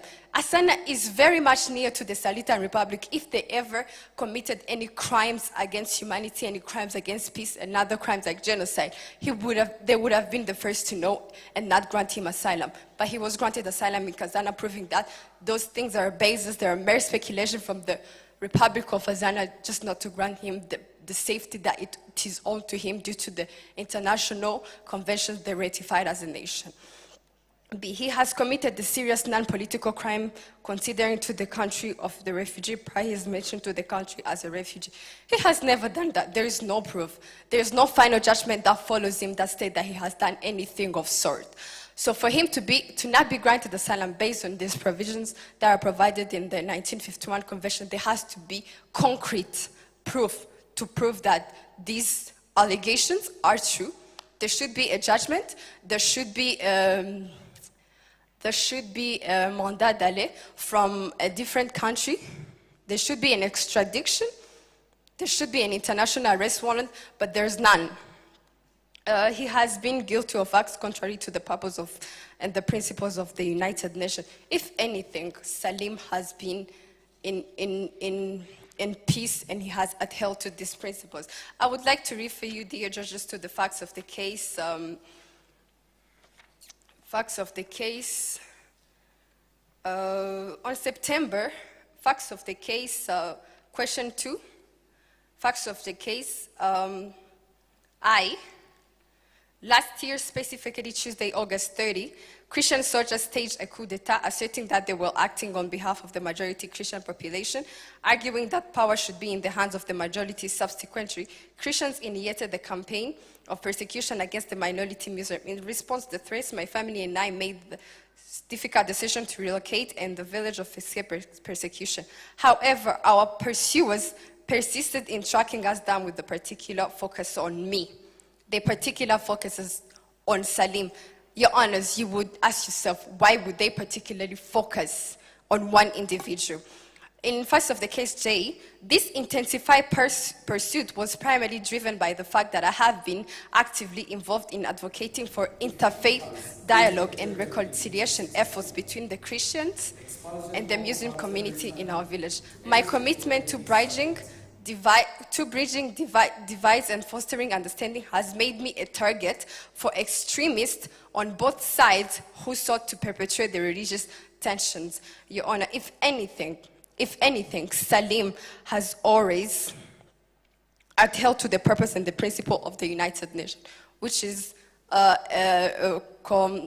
telling people to come together, not to be divided by religions, and to work together as a nation, and to not have anything divide them as like religion.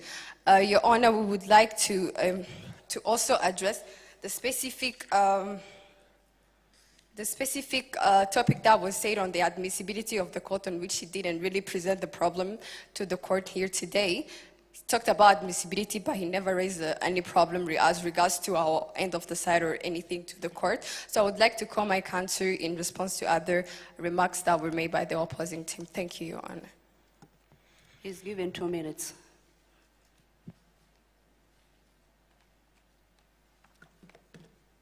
May it please the court, I would like to address some issues that were brought up by the opposing counsels. Mainly, the first counsel from the opposing side mentioned that Salim bin Adil is still a member of the SLM. I would like to bring to this court's attention that before Salim actually got to Azana, he was from Salita, Kasana, Wadawa, then to Azana. You would ask yourself that if he's still a member of the Salitan Liberation Movement, how did Kasana grant him asylum in 2008?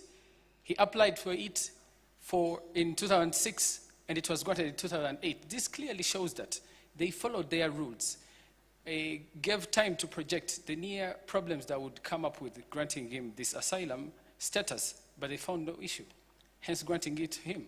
He crossed to Wadawa, where he enjoyed a refugee status for 8 years with no contact of any sort with the Salitan Liberation Movement. This actually makes him a clear man who just has clear grounds on which he's still being persecuted. I would I would like to also answer a question of the opposing counsel where they mentioned that the grant of non-refoulement, it's not actually to take him back, but to reject the refugee status application. Would ask yourself, yes, if he applied for it and you rejected it, what comes after? Are you returning him back or you're granting him citizenship? What's the situation now we're in? If you reject the application, where is he going? Are you granting him citizenship that he's staying? Are you taking him back to Wadawa, where he's facing persecution on religion? It's not really clear with the grounds they presented. Besides, they are still stuck on the issues of Kasana, where he came. The issue at hand is Wadawa. That was part of history. Bringing Kasana is part of history. But Wadawa is this country where he is from now. We're looking at the persecution from a place where he is now, which is religion based on, which is on the grounds based on religion. They also mentioned about the subjective fear that made him cross from Kasana to Wadawa. I would like to bring to this court's attention that the subjective fear is only and only presented in cases of children and intellectually disabled people. I really wonder how the subjective element would be brought to this court.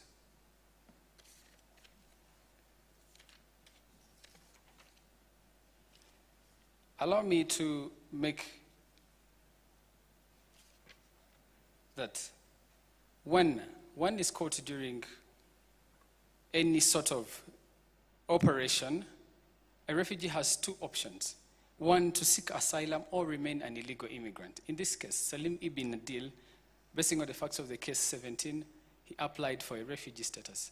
Therefore, it should be granted to him, and the grounds of non-refoulement shouldn't be based on, given on the cases that are clearly given, like the case of Ahani versus Canada, where the Supreme Court of Canada ruled that deporting individuals to a risk of torture violates the Convention Against Torture, emphasizing the principle of non-refoulement. Cell versus the Haitian Center Council, the case involves that the repatriation of the Haitian asylum seekers intercepted the sea. The court explored the application of non-refoulement principles in the context of interdiction and repatriation. Furthermore, Yan and Bosico children in the versus the Dominican Republic in 2005, the court found that the Dominican Republic violated the American Convention on Human Rights by deporting individuals without considering the risk of harm that they should be faced. Coming back to the question, if they don't grant him this, if they reject the application, what comes after? Therefore, it's the reformant. He is going to be returned because they are still not going to allow him to stay in the place. In this case, he shouldn't be returned based on the grounds that were given and his fear of persecution, which is mainly religion at hand. May it please the court. Thank you. It's now time for questions from the judges. And I will begin with asking the applicant side to explain to the court if it's lawful for someone who already holds the refugee status to acquire refugee status from another country, under which circumstances, and if any legal provisions, you can please elaborate.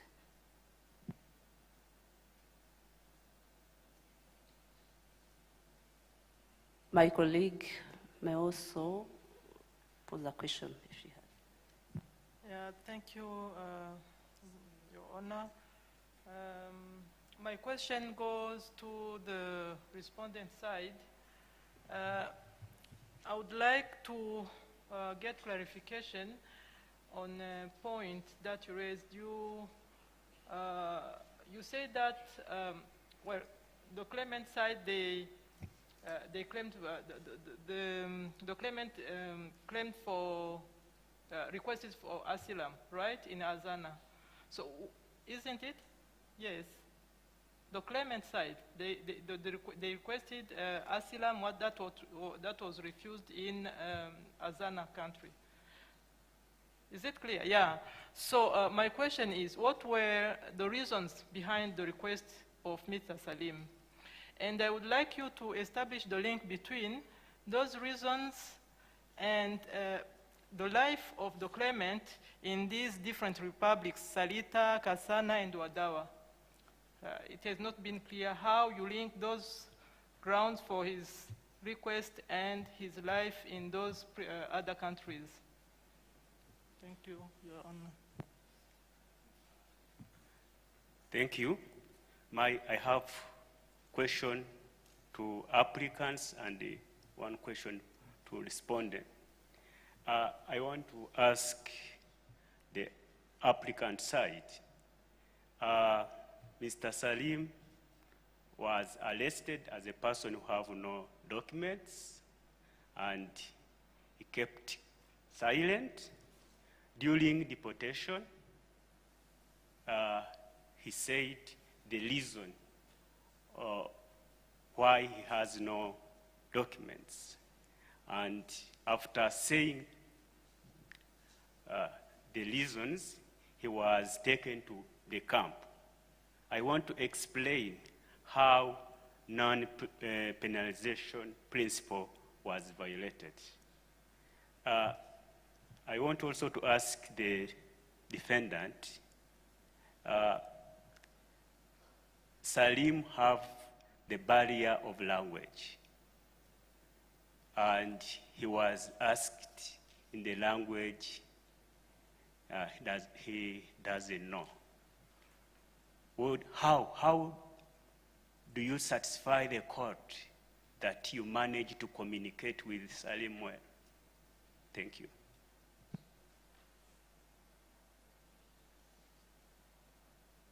We begin with the applicant party for responses. Take the floor.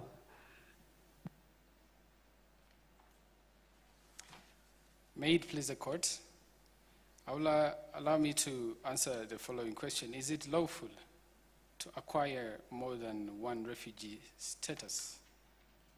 I would like to say it is, as long as one has basis or grounds on which he's based on to actually request for a refugee status.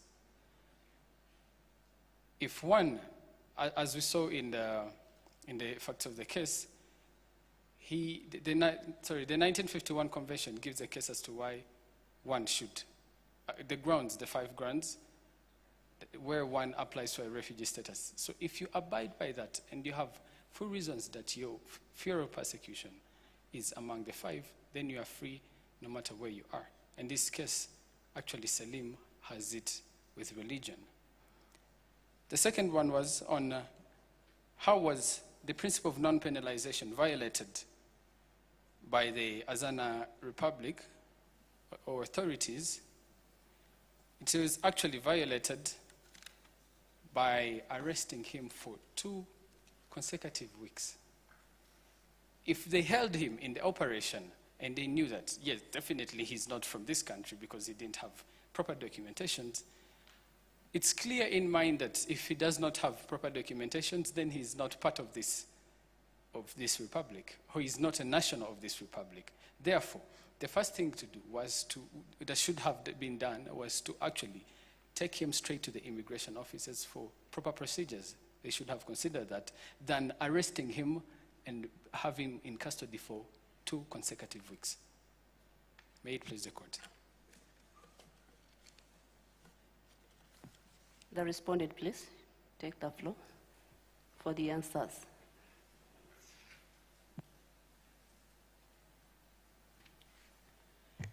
May it please the court, Your Honor. Again, I'm Respondent Counsel Pro Barreria, and I'm here to answer the questions. The question was the reason and how we link to the life of the applicant in different countries he have lived in. First reason is national security. This individual has been a member of a liberal movement in which our country and the country that liberal movement is working on have allied to fight against liberal movements organizations. So there is likelihood that this individual could be a spy. Because us, as Zana, we've arrived with Kasana, where the liberal movement, Sarita liberal movement is, and we arrived to fight against rebel organizations. And this applicant, there is nowhere indicated from the fact of the case that he had denounced it from that rebel organization. There is likelihood, as I said, the preponderance of the standard of proof here will be preponderance of evidence to prove this is more likely to happen than that. So there is likelihood that this individual comes not because they have a well-founded fear, and the fact that he didn't present himself until he was rounded up, and even that time he didn't declare for international protection as a refugee, and wait until he was sent to the immigration office to be deported. So if he have a well-founded fear, if there is no any other intention, why would he, a person, a genuine asylum seeker, alignment in Article 1 of 1951 Convention, protected by principle of non-refoulement, use cogence to bind to all countries, why would he delay? Why would he wait? Your Honor, I would like to draw your attention to the fact of the case number 16. This individual has applied in Kasana for refugee status 2006, which was given to him in 2008. In 2015, was applied for refugee status in Wadao, which was given to him in 2016. Salim bin Adil, as someone who has applied for refugee status twice in 2 different countries, he was fully aware of why, where, how, and when to apply for refugee status. But for this particular case, Your Honor, he decided to don't take any further action and wait to be rounded up. So there is likelihood that the fact that there is nowhere indicated that he denounced himself from the labor organization, and the fact that we, as Zana, have allied with Kasana, where that labor organization he's still member of, is working from, and he didn't present himself, there is no grounds that he have well-founded fear in the sense of Article 1 of 1951 Convention related to the refugee status. There is likelihood that he's still a member and have any other intention, which brings us to the decision that he possesses a threat to the national security. Paragraph 2 of Article 33 of 1951 Convention, principle of non-refoulement or to expel is not absolute, save on the ground of national security, which is one we state here. Furthermore, we were exercising country of first asylum principle. In his book, The Refugee in International Law, a global known doctrinaire, Godwill Gill, said that, page 149, the country of first asylum principle. A practice developed in a certain state of excluding from consideration the cases of those who have found or are deemed to have found asylum or protection elsewhere, or who are considered to have spent too long in transit. In this book, he quoted, in the Federal Republic of Germany, asylum may not be claimed where the applicant comes from safe third country or has already found protection against persecution. Your Honor, Salim bin Adil in 2008 was given protection in Kasana, which still hold. So we were exercising the principle of country of first asylum, the principle of first asylum country. Thank you, Your Honor. I think I've responded to your question. Before you take your seat, can you please explain to the court, when you mention the word likely in your arguments, does that mean likelihood? Doesn't it mean that you lack evidence for the facts? It means that we have evidence, but our evidence, the fact that this is a civil case, doesn't mean it doesn't have to be beyond the reasonable doubt. There's fair preponderance of evidence. The likelihood, this is more likely to happen than that. 51% is enough.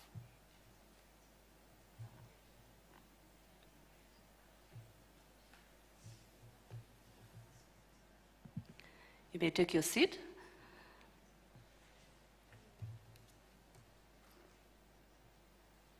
And this brings out to the end of this process, we adjourn to a few hours when we return to pronounce the results. You may rise.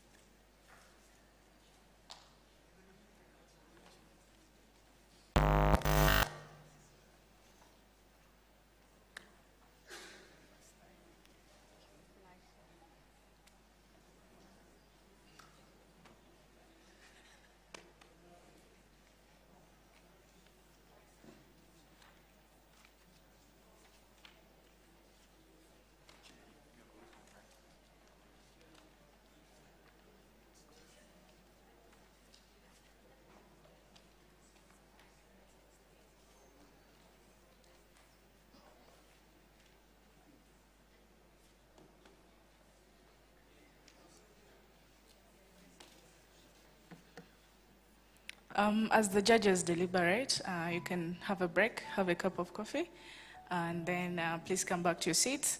And then I'll take you through the process of how we got to where we are now. Is that okay? Okay.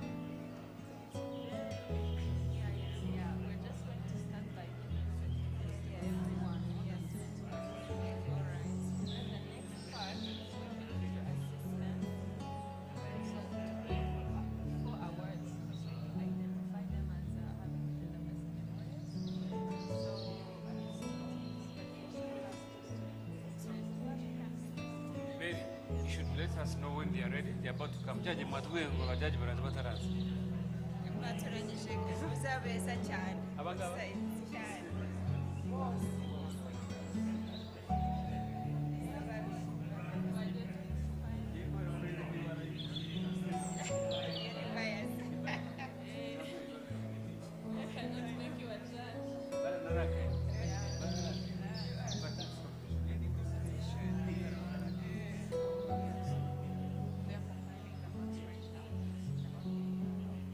So they should let us know when they're ready before they come.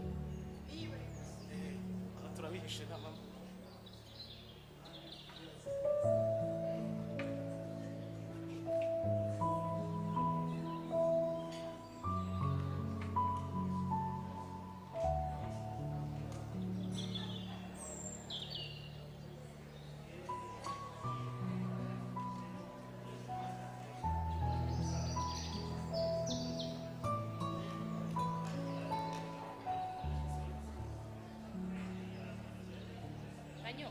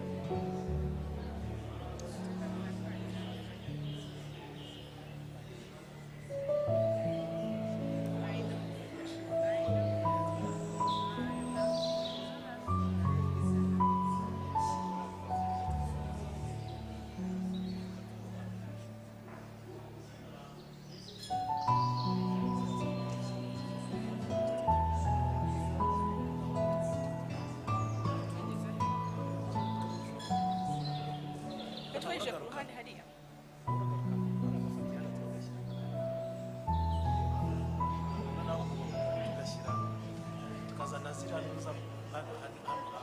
Bana, kandi bagiye kwifotorera hariya.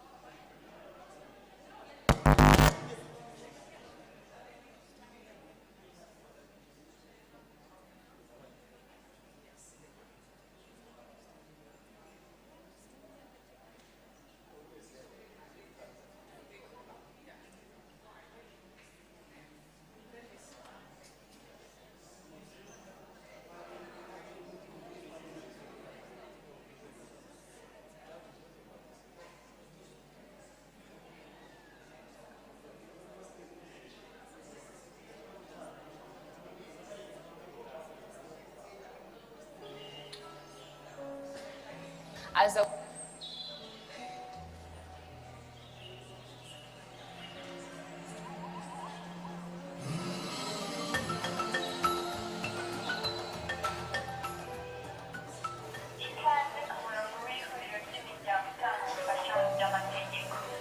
Welcome to the Legal Aid Forum Helpline.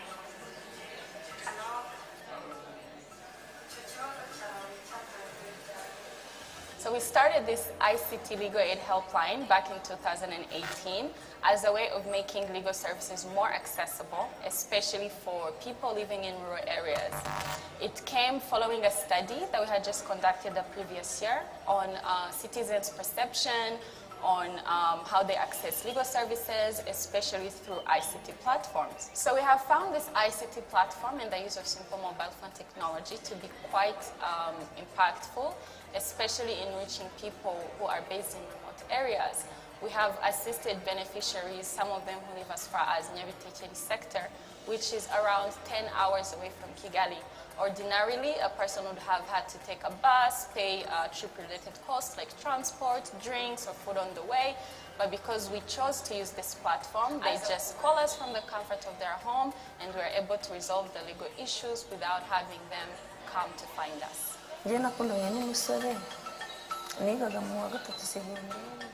When I was in high school, I got pregnant. My then boyfriend refused to take responsibility of our 2 children, and he married someone else. I decided to sue him. However, the journey to the district level to follow up on my case was extremely long and expensive. I had to take a 5-hour bus and even a boat. I later heard about the Legal Aid Forum's helpline 1022, which helped me a lot. I called them and they gave me legal support free of charge.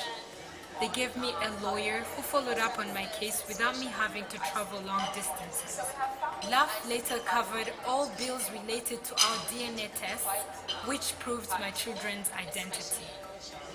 Apart from reaching out to people who live in very remote areas, this platform has also been effective in assisting people who have physical disabilities. That way they do not have to leave their homes to come to us.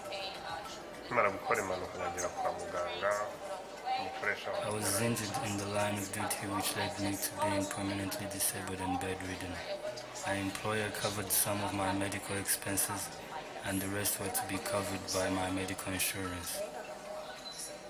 The insurance asked me to cover my own bills and invoice them later. However, when I invoiced them, they did not reimburse me. In 2016, I sought legal support from everywhere but could not get anyone to help me. I lost all my funds and I gave up on my case. Later on, I met someone who introduced me to the Legal Aid Forum's helpline, 1022.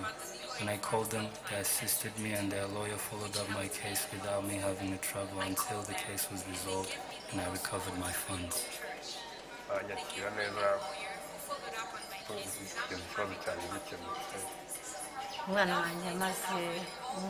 My son spent a year and a half in prison, serving a 15-year sentence for a crime he did not commit. I looked everywhere for legal support, but could not get any. Until I heard about LAF's Legal Aid Helpline 1022. When I called them, they assured me that they would help me. They asked me to send them all documents via email without me having to come to Kigali. They later provided my son with a free lawyer who supported him until his innocence was proved. Now my son is free. Gukoresha umurongo w'ikoranabuhanga byaratworohereje mu gutanga inama. Using ICT has eased our jobs as legal officers who provide legal advice.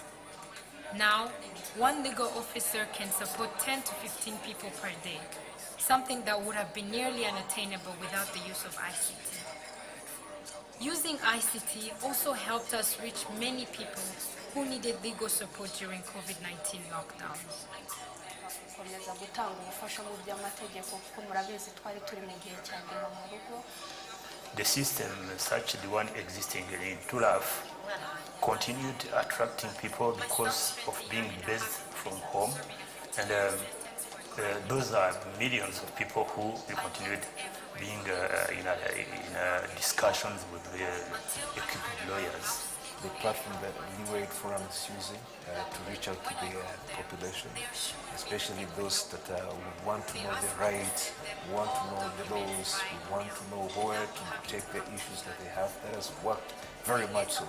And I will speak this from the end of the judiciary, where they will come into the court at probably what are supposed to be coming into the court. Either they were supposed to be going to the Alunzi first, but because they didn't know where they're supposed to go, the procedures and all that, just immediately came into court. But with the introduction of that platform that is mainly used by a Legal Aid Forum to reach out to the masses, to the population, and educate them and tell them where they're supposed to be going and all that, has been very helpful, not only to the litigants, but also even to the courts, because definitely people that now come, they know that they're coming when they're supposed to be coming into the particular court at the particular time, and that. So that has also been very helpful, and we encourage that it continues to be used on a daily basis.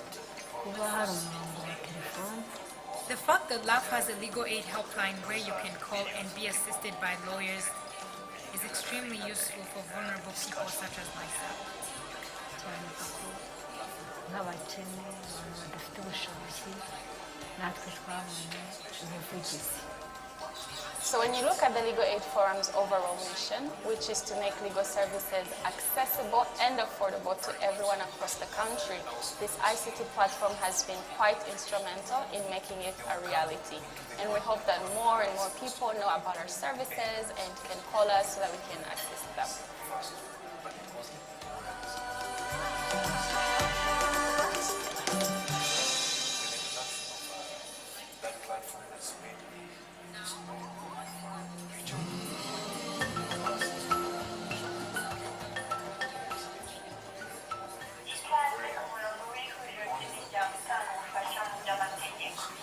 Welcome to the Legal Aid Forum helpline.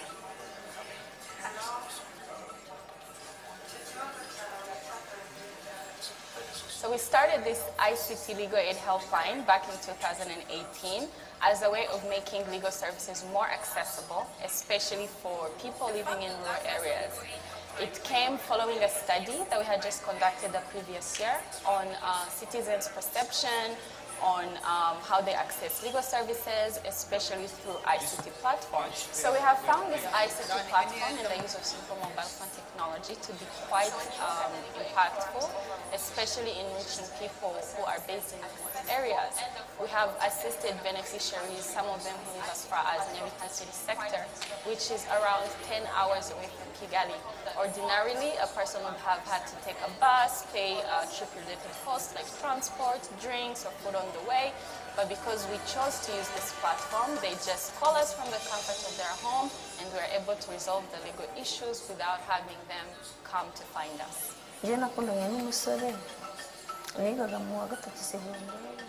When I was in high school, I got pregnant. My then boyfriend refused to take responsibility of our 2 children, and he married someone else. I decided to sue him. However, the journey to the district level to follow up on my case was extremely long and expensive. I had to take a 5-hour bus and even a boat. I later heard about the Legal Aid Forum's helpline 1022, which helped me a lot.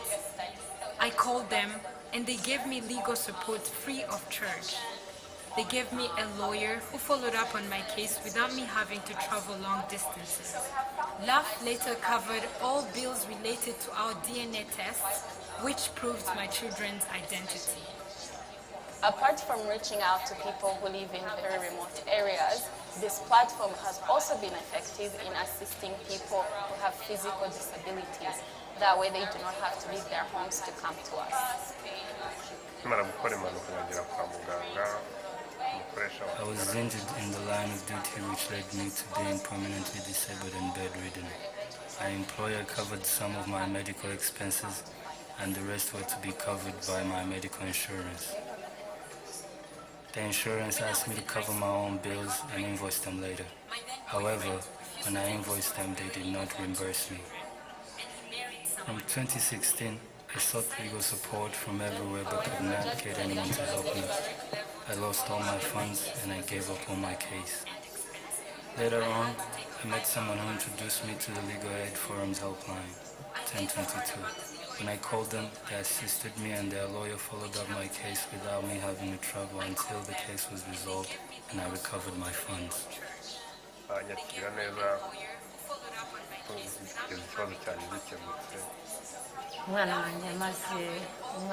My son spent a year and a half in prison, serving a 15-year sentence for a crime he did not commit. I looked everywhere for legal support, but could not get any. Until I heard about LAF's Legal Aid Helpline 1022. When I called them, they assured me that they would help me. They asked me to send them all documents via email without me having to come to Kigali. They later provided my son with a free lawyer who supported him until his innocence was proved. Now my son is free. Gukoresha umurongo w'ikoranabuhanga byaratworohereje mu gutanga inama. Using ICT has eased our jobs as Hello. legal officers who provide Excuse legal me, everybody. Thank you so much for your patience. If we can please come back to the room. Our honorable judges are done with their deliberations. So I'm about to hand over to my co-MC, Advocate Mary, so that we can start with the awarding ceremony.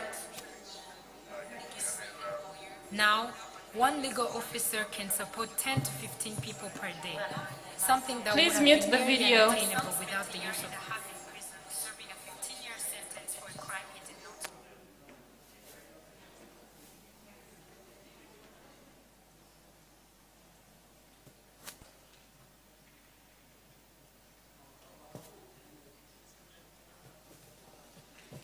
All rise for the honorable judges.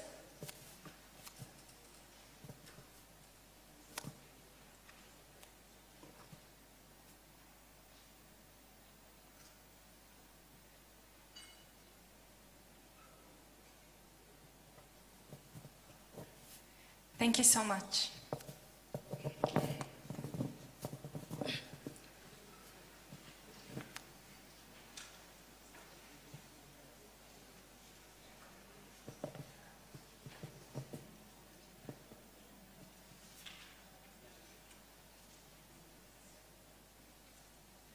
Thank you, Leonie. I'm so happy that we are at this point in time. We really took some time with the Moot Court process, from planning it to eventually meeting the universities, the students. It has been a long process, and I'm so proud of the work that we've done. I think we deserve a round of applause for how far we've come. So when we thought about organizing the Moot Court, the whole process started with identifying law students to participate in comprehensive training sessions. I remember I went to the universities myself, conducted the trainings with the students just to introduce them to the Moot Court techniques, how you plead, how you're supposed to conduct yourself before court, what you say. And at the time when I was training, really the participation was so encouraging. It's as if I was teaching, or I was training people that already had an idea about Moot Court. So that went well. And then after the trainings, we put out a call for application to students interested in the Moot Court competition, and they applied. Law schools carefully evaluated the applications, ensuring that they met the competition's criteria. Interviews were then conducted to determine the final selection of 2 students per law school. As a result, each participating university assembled a team of 2 students to represent them in the competition. The selected teams were provided with a hypothetical case and were tasked with preparing the memorials. These memorials were also shared with their respective universities for further preparation and review. Copies of the memorials were submitted for grading and final assessment.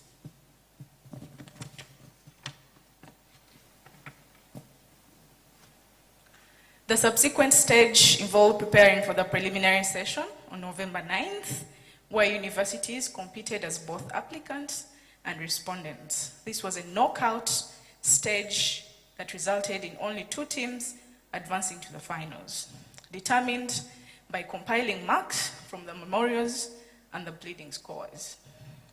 So the teams that you saw today, or that were present before you today, got here because they compiled marks from the pleadings and then marks from their memorials. We are here, ladies and gentlemen, right at the finals. What a journey it has been. We would like to express gratitude to the students and their respective universities who have been with us throughout this journey. As I read out the names, please join me in welcoming the Executive Director of LAF, who will be presenting certificates of participation to the universities that participated in this Moot Court competition.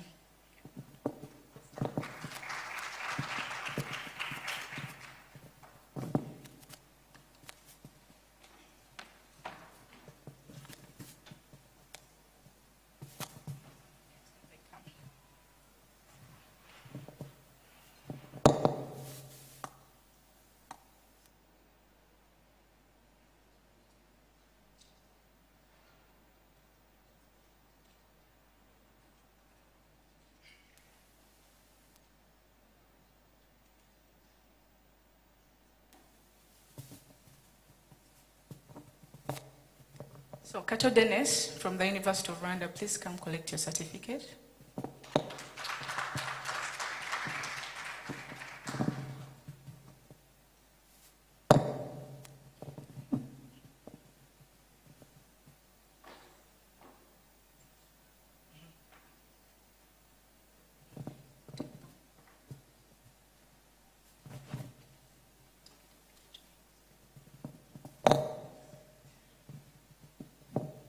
Kabagambe Geoffrey from the University of Kigali.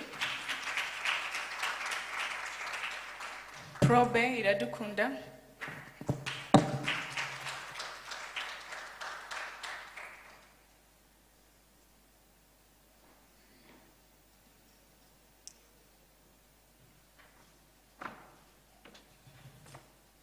Emeshema from University of Light Adventists of Kigali.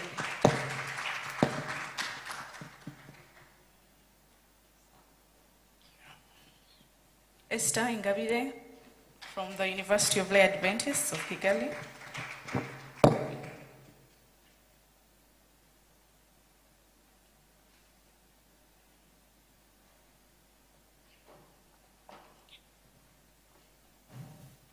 Makuza Nobo from the Kigali Independent University.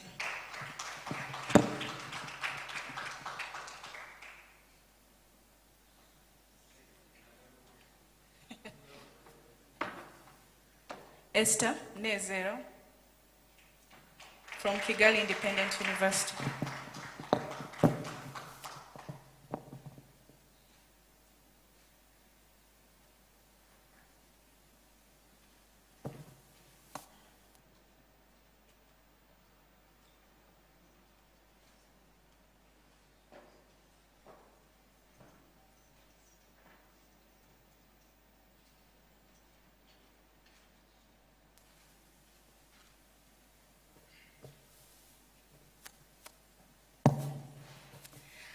Another big round of applause for all of our participants, all our Mooters. They really did a great job, including the teams that didn't make it to the finals.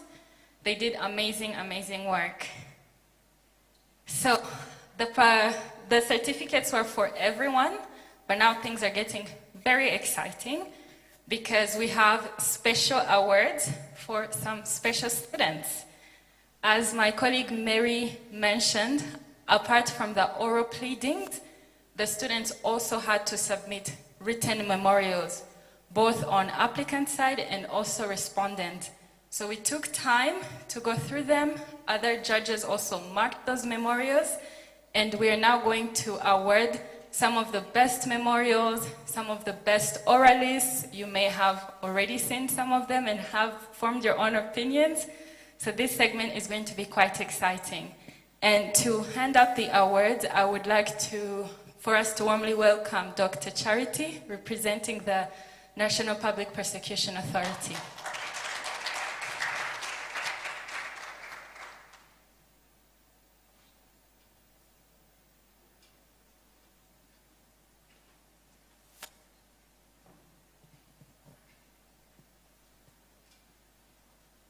The first award is going to go to the team that submitted the best written memorial on the applicant side. And I would like to call Kabagambe Geoffrey and Probe Iradukunda Alleluia.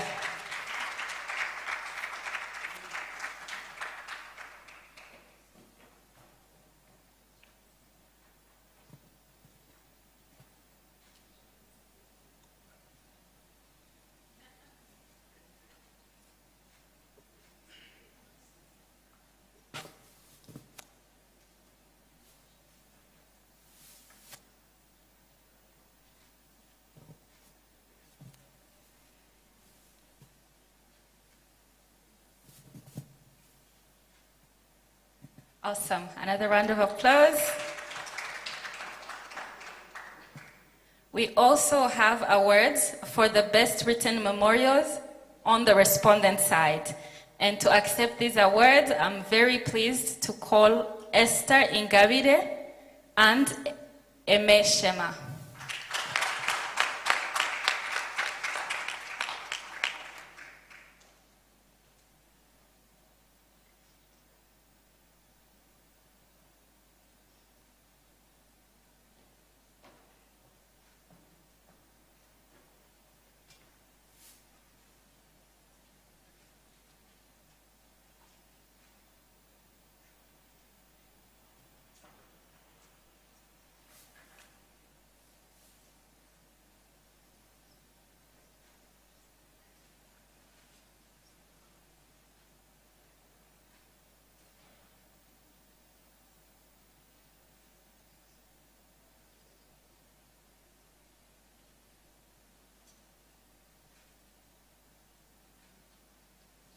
Huge round of applause for the team and also for Dr. Charity. Thank you so much. So I know suspense is killing us, but we have one more section to go. We are going to award some of the best oralists. And I have the absolute pleasure of welcoming our honorable judges to help us hand out these gifts.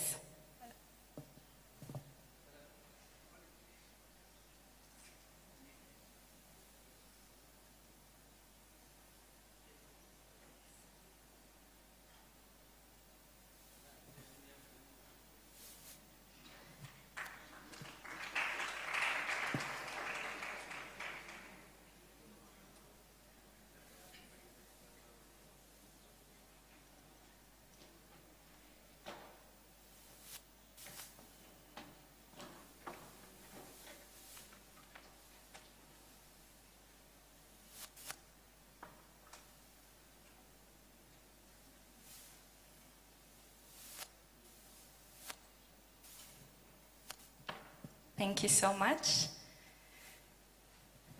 The best oralist on the applicant side is Esther Ingabire.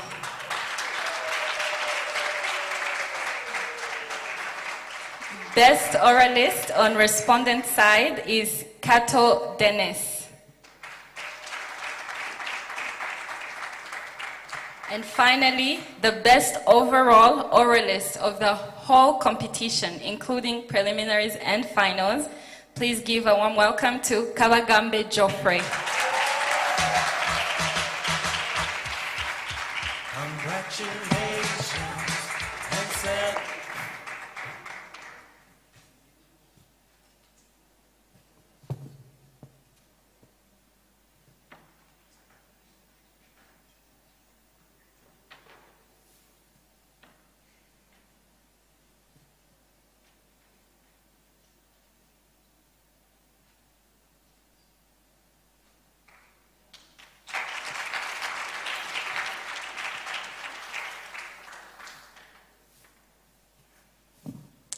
Thank you so much.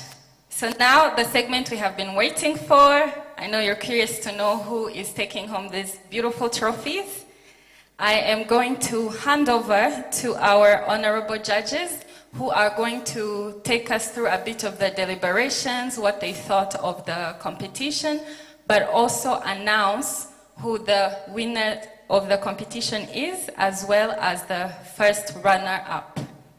And we have a representative from USAID who, once every announcement has been made, a representative from USAID will help us handle the trophy to the winning team, and our executive director will also handle the trophy to the first runner-up. Though, let us listen to our honorable judges for the deliberations. Thank you so much.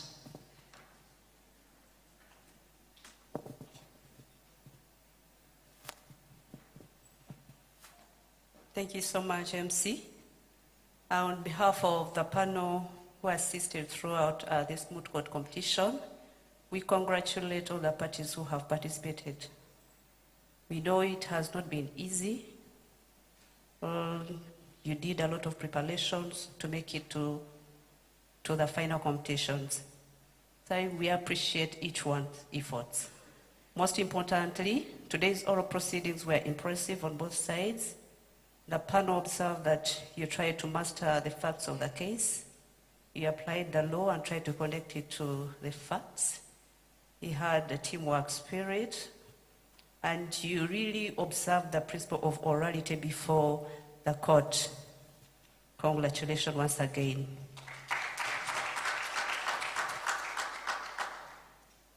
The panel also made some recommendations, given that the participants would have another chance to do the same exercise to increase the degree of persuasiveness, increase confidence before the court. I try not to be intimidated by the judges. Yes, you did well because you just kept an eye contact with the judges that was so impressive and used body language that was convincing. But although it was good, you can do even better. And we recommend that you would also cite the jurisprudence from the National Court's judgments, of which we did not hear any. We don't know if it's because you did not do the research or if they don't exist. With those few comments, now the time has come. The time for pronouncing the winner.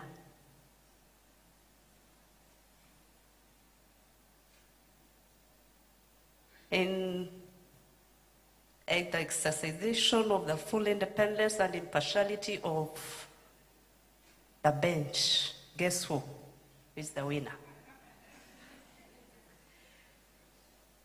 The winner is Moot Court competition is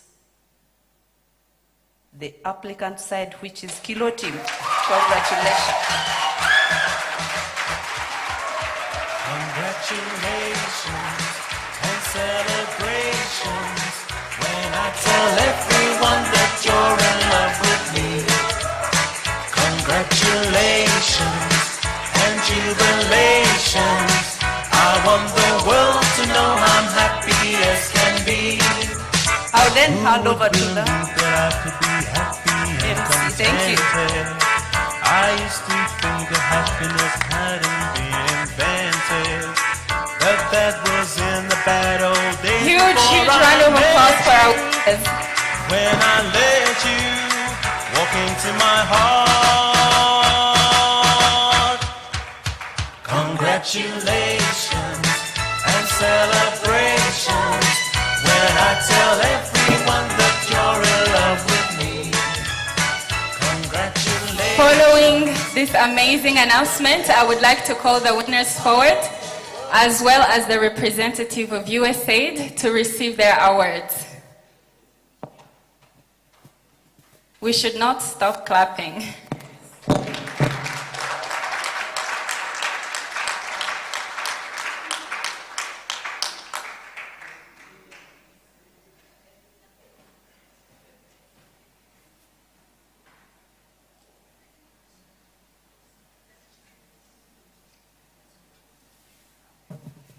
If their school representative for UNILAC can also please come forward. Finally, you know what the code stood for.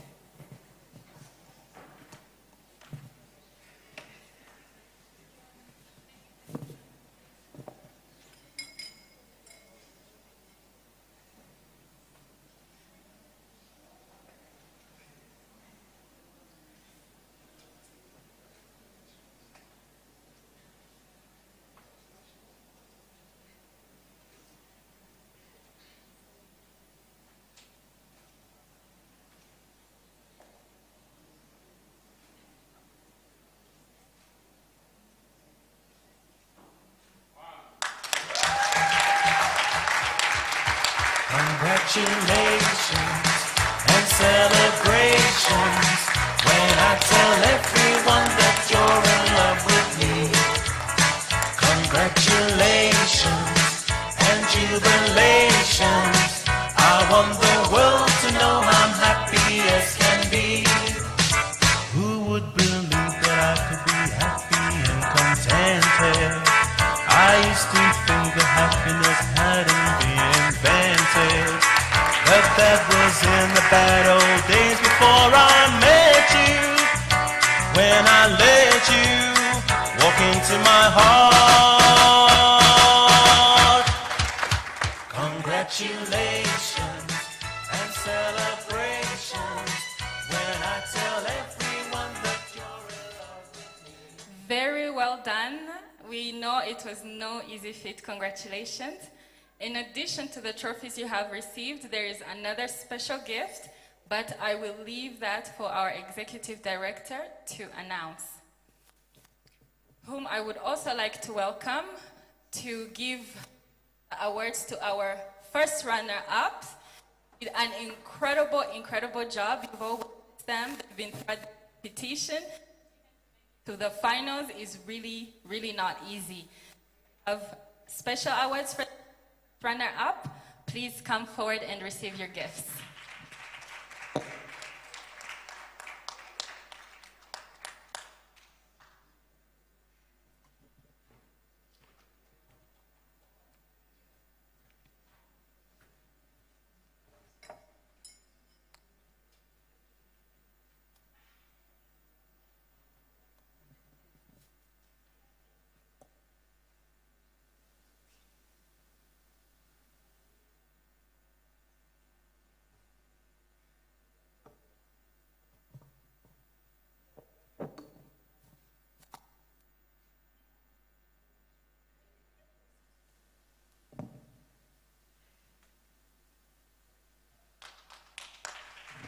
Huge, huge round of applause to our first runner-up. Very well done.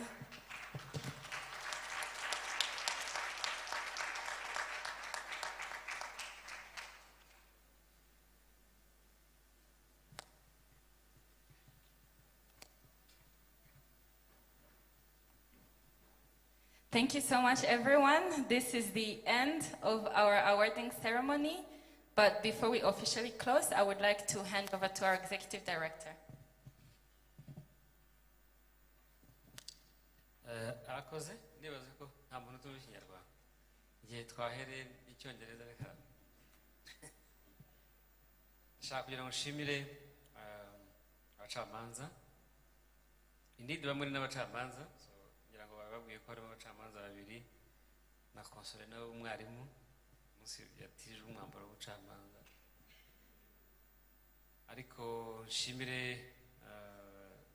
n'abanyeshuri cyane cyane na twaze tuganira n'abagenzi banjye mwakoze akazi keza cyane kandi mwese birumvikana ko abantu barushanwa agomba kuva mu mutsinda turashimira rero byageze kuba bakoze akazi gakomeye cyane ariko dushimira impande zombi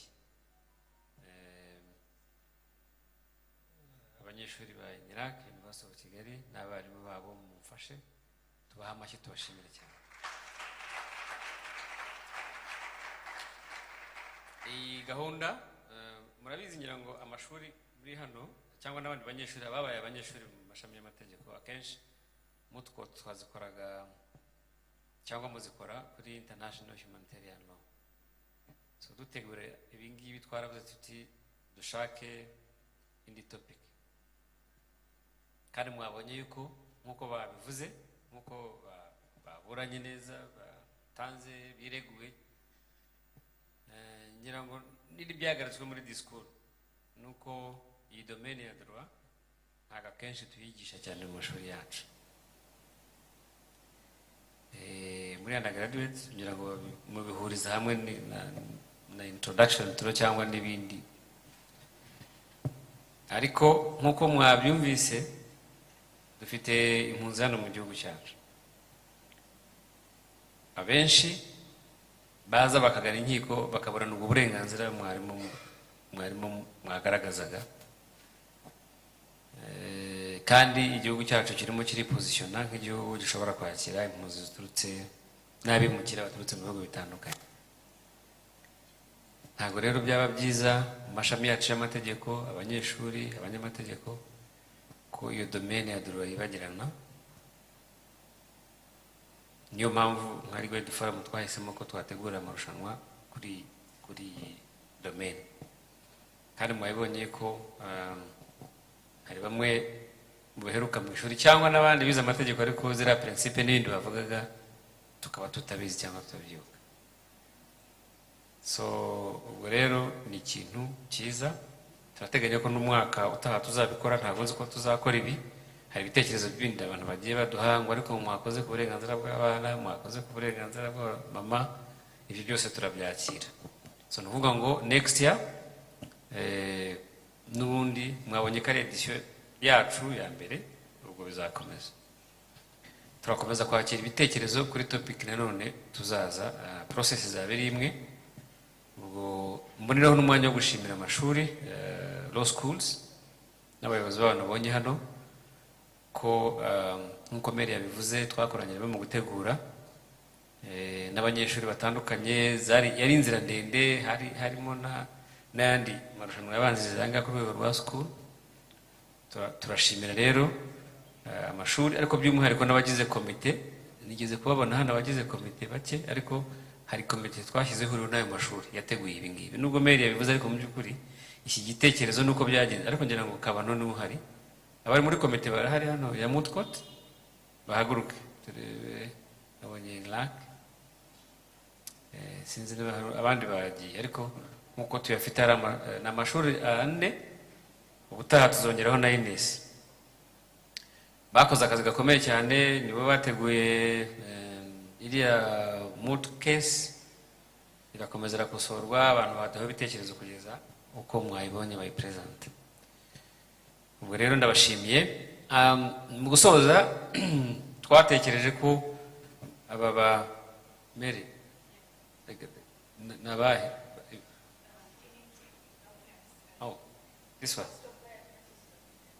okay. Igihembo kindi bavuze, ibindi twavuze kugira ngo turusheho guteza imbere iyi domaine yabo, ariko no kumenya amategeko, kuko ibi ngibi twaza tubiganira n'abantu, bibafasha kumenya abazaba abavoka. Mwabonye ko bamwe bashobora kuzaba abavoka beza, mwabonye ko bashobora kuba aba prosecutors, abashinjacyaha muri hano, ndetse ababashije kuburana hano yaba n'umugenzacyaha yaba n'umucamanza. So rero ngira ngo ni ibintu biza, ni nacyo cyatumye tubitegura. Turavuga ngo aba banyeshuri babiri iri tsinda nka RAF tubahaye internship ariko iri paid.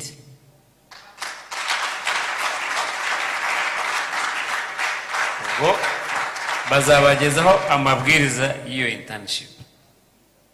Amabwiriza hari igihe izaba ifite, hari n'amafaranga bazabahemba, ariko mwakoze kugira ngo noneho beyond these discussions aribyo mugomba kuba mugomba kuzahura n'izo mpunzi. Biriya mwavugaga barahari, dufite case exactly. The latest application yari abantu bo muri Chad bafite, ngira ngo nayo iki ntuza iyi Moot case, baje hano. In fact izo step enye banyuze mu bihugu bitatu. Ubu noneho ntabwo ari ibanga twabivuga, mu bihugu bitatu baraza. RAF bafashe gu processing application, ntabwo nakurikiranye niba barabibahaye cyangwa batari bahaye, ariko this is a typical case. This is typical to cases we have. Ubwo bivuze ko nimwaza muri iyo stage muzahura n'izo case, mukabona abo bantu mwavuga ngo ni basari sijui na muzababona barahari. So iyo internship igamije kugira ngo mwongere mumenye izo case neza. Ubwo bazabasaba kwandika, muzabakira abahari, muzavugana nabo, muzabahekeza muri immigration, muzamenya niba babemere cyangwa babangiye n'impamvu, kuko dufite icyo bita RSD committee, Refugee Determination Committee, ihuriro n'inzego zigize n'ifata icyemezo bwa mbere, batakishimira bakajya muri minema, batabyishimira bakabagana. Hari administrative procedures zibanziriza ibyo bintu. Ibi mwavugaga birakorwa, ariko mushobora kuba mutazi ko bikorwa. So iyo internship ikigamije no kugira ngo muzaze murebe the real world where these cases happen. Ubwo bazabaha communique igihe izamara, aho muzayikorera. Mushobora kuyikora kuri siège, bashobora no kujyana imahama cyangwa bakakujyana aho bakirira, aho bakirira izo muri izituruka muri Congo muri Namisi. So ndumva ari ibyo. Turabashimiye, dushimiye inzego twafatanyije, judiciary, parquet baradufashije, n'abandi kose, abacamanza, IPD, consuliage ahagarariye, n'abarimu bari hano. Ndumva tutatinda cyane. Abanyamakuru, ibintu byanyu mwakoraga byari live, muraza kubisanga kuri za ntuzo. So I think we should stop here. Tubashimire cyane. I think we have lunch, right? Hari ikindi? Okay. Mwakoze rero, umunsi mwiza.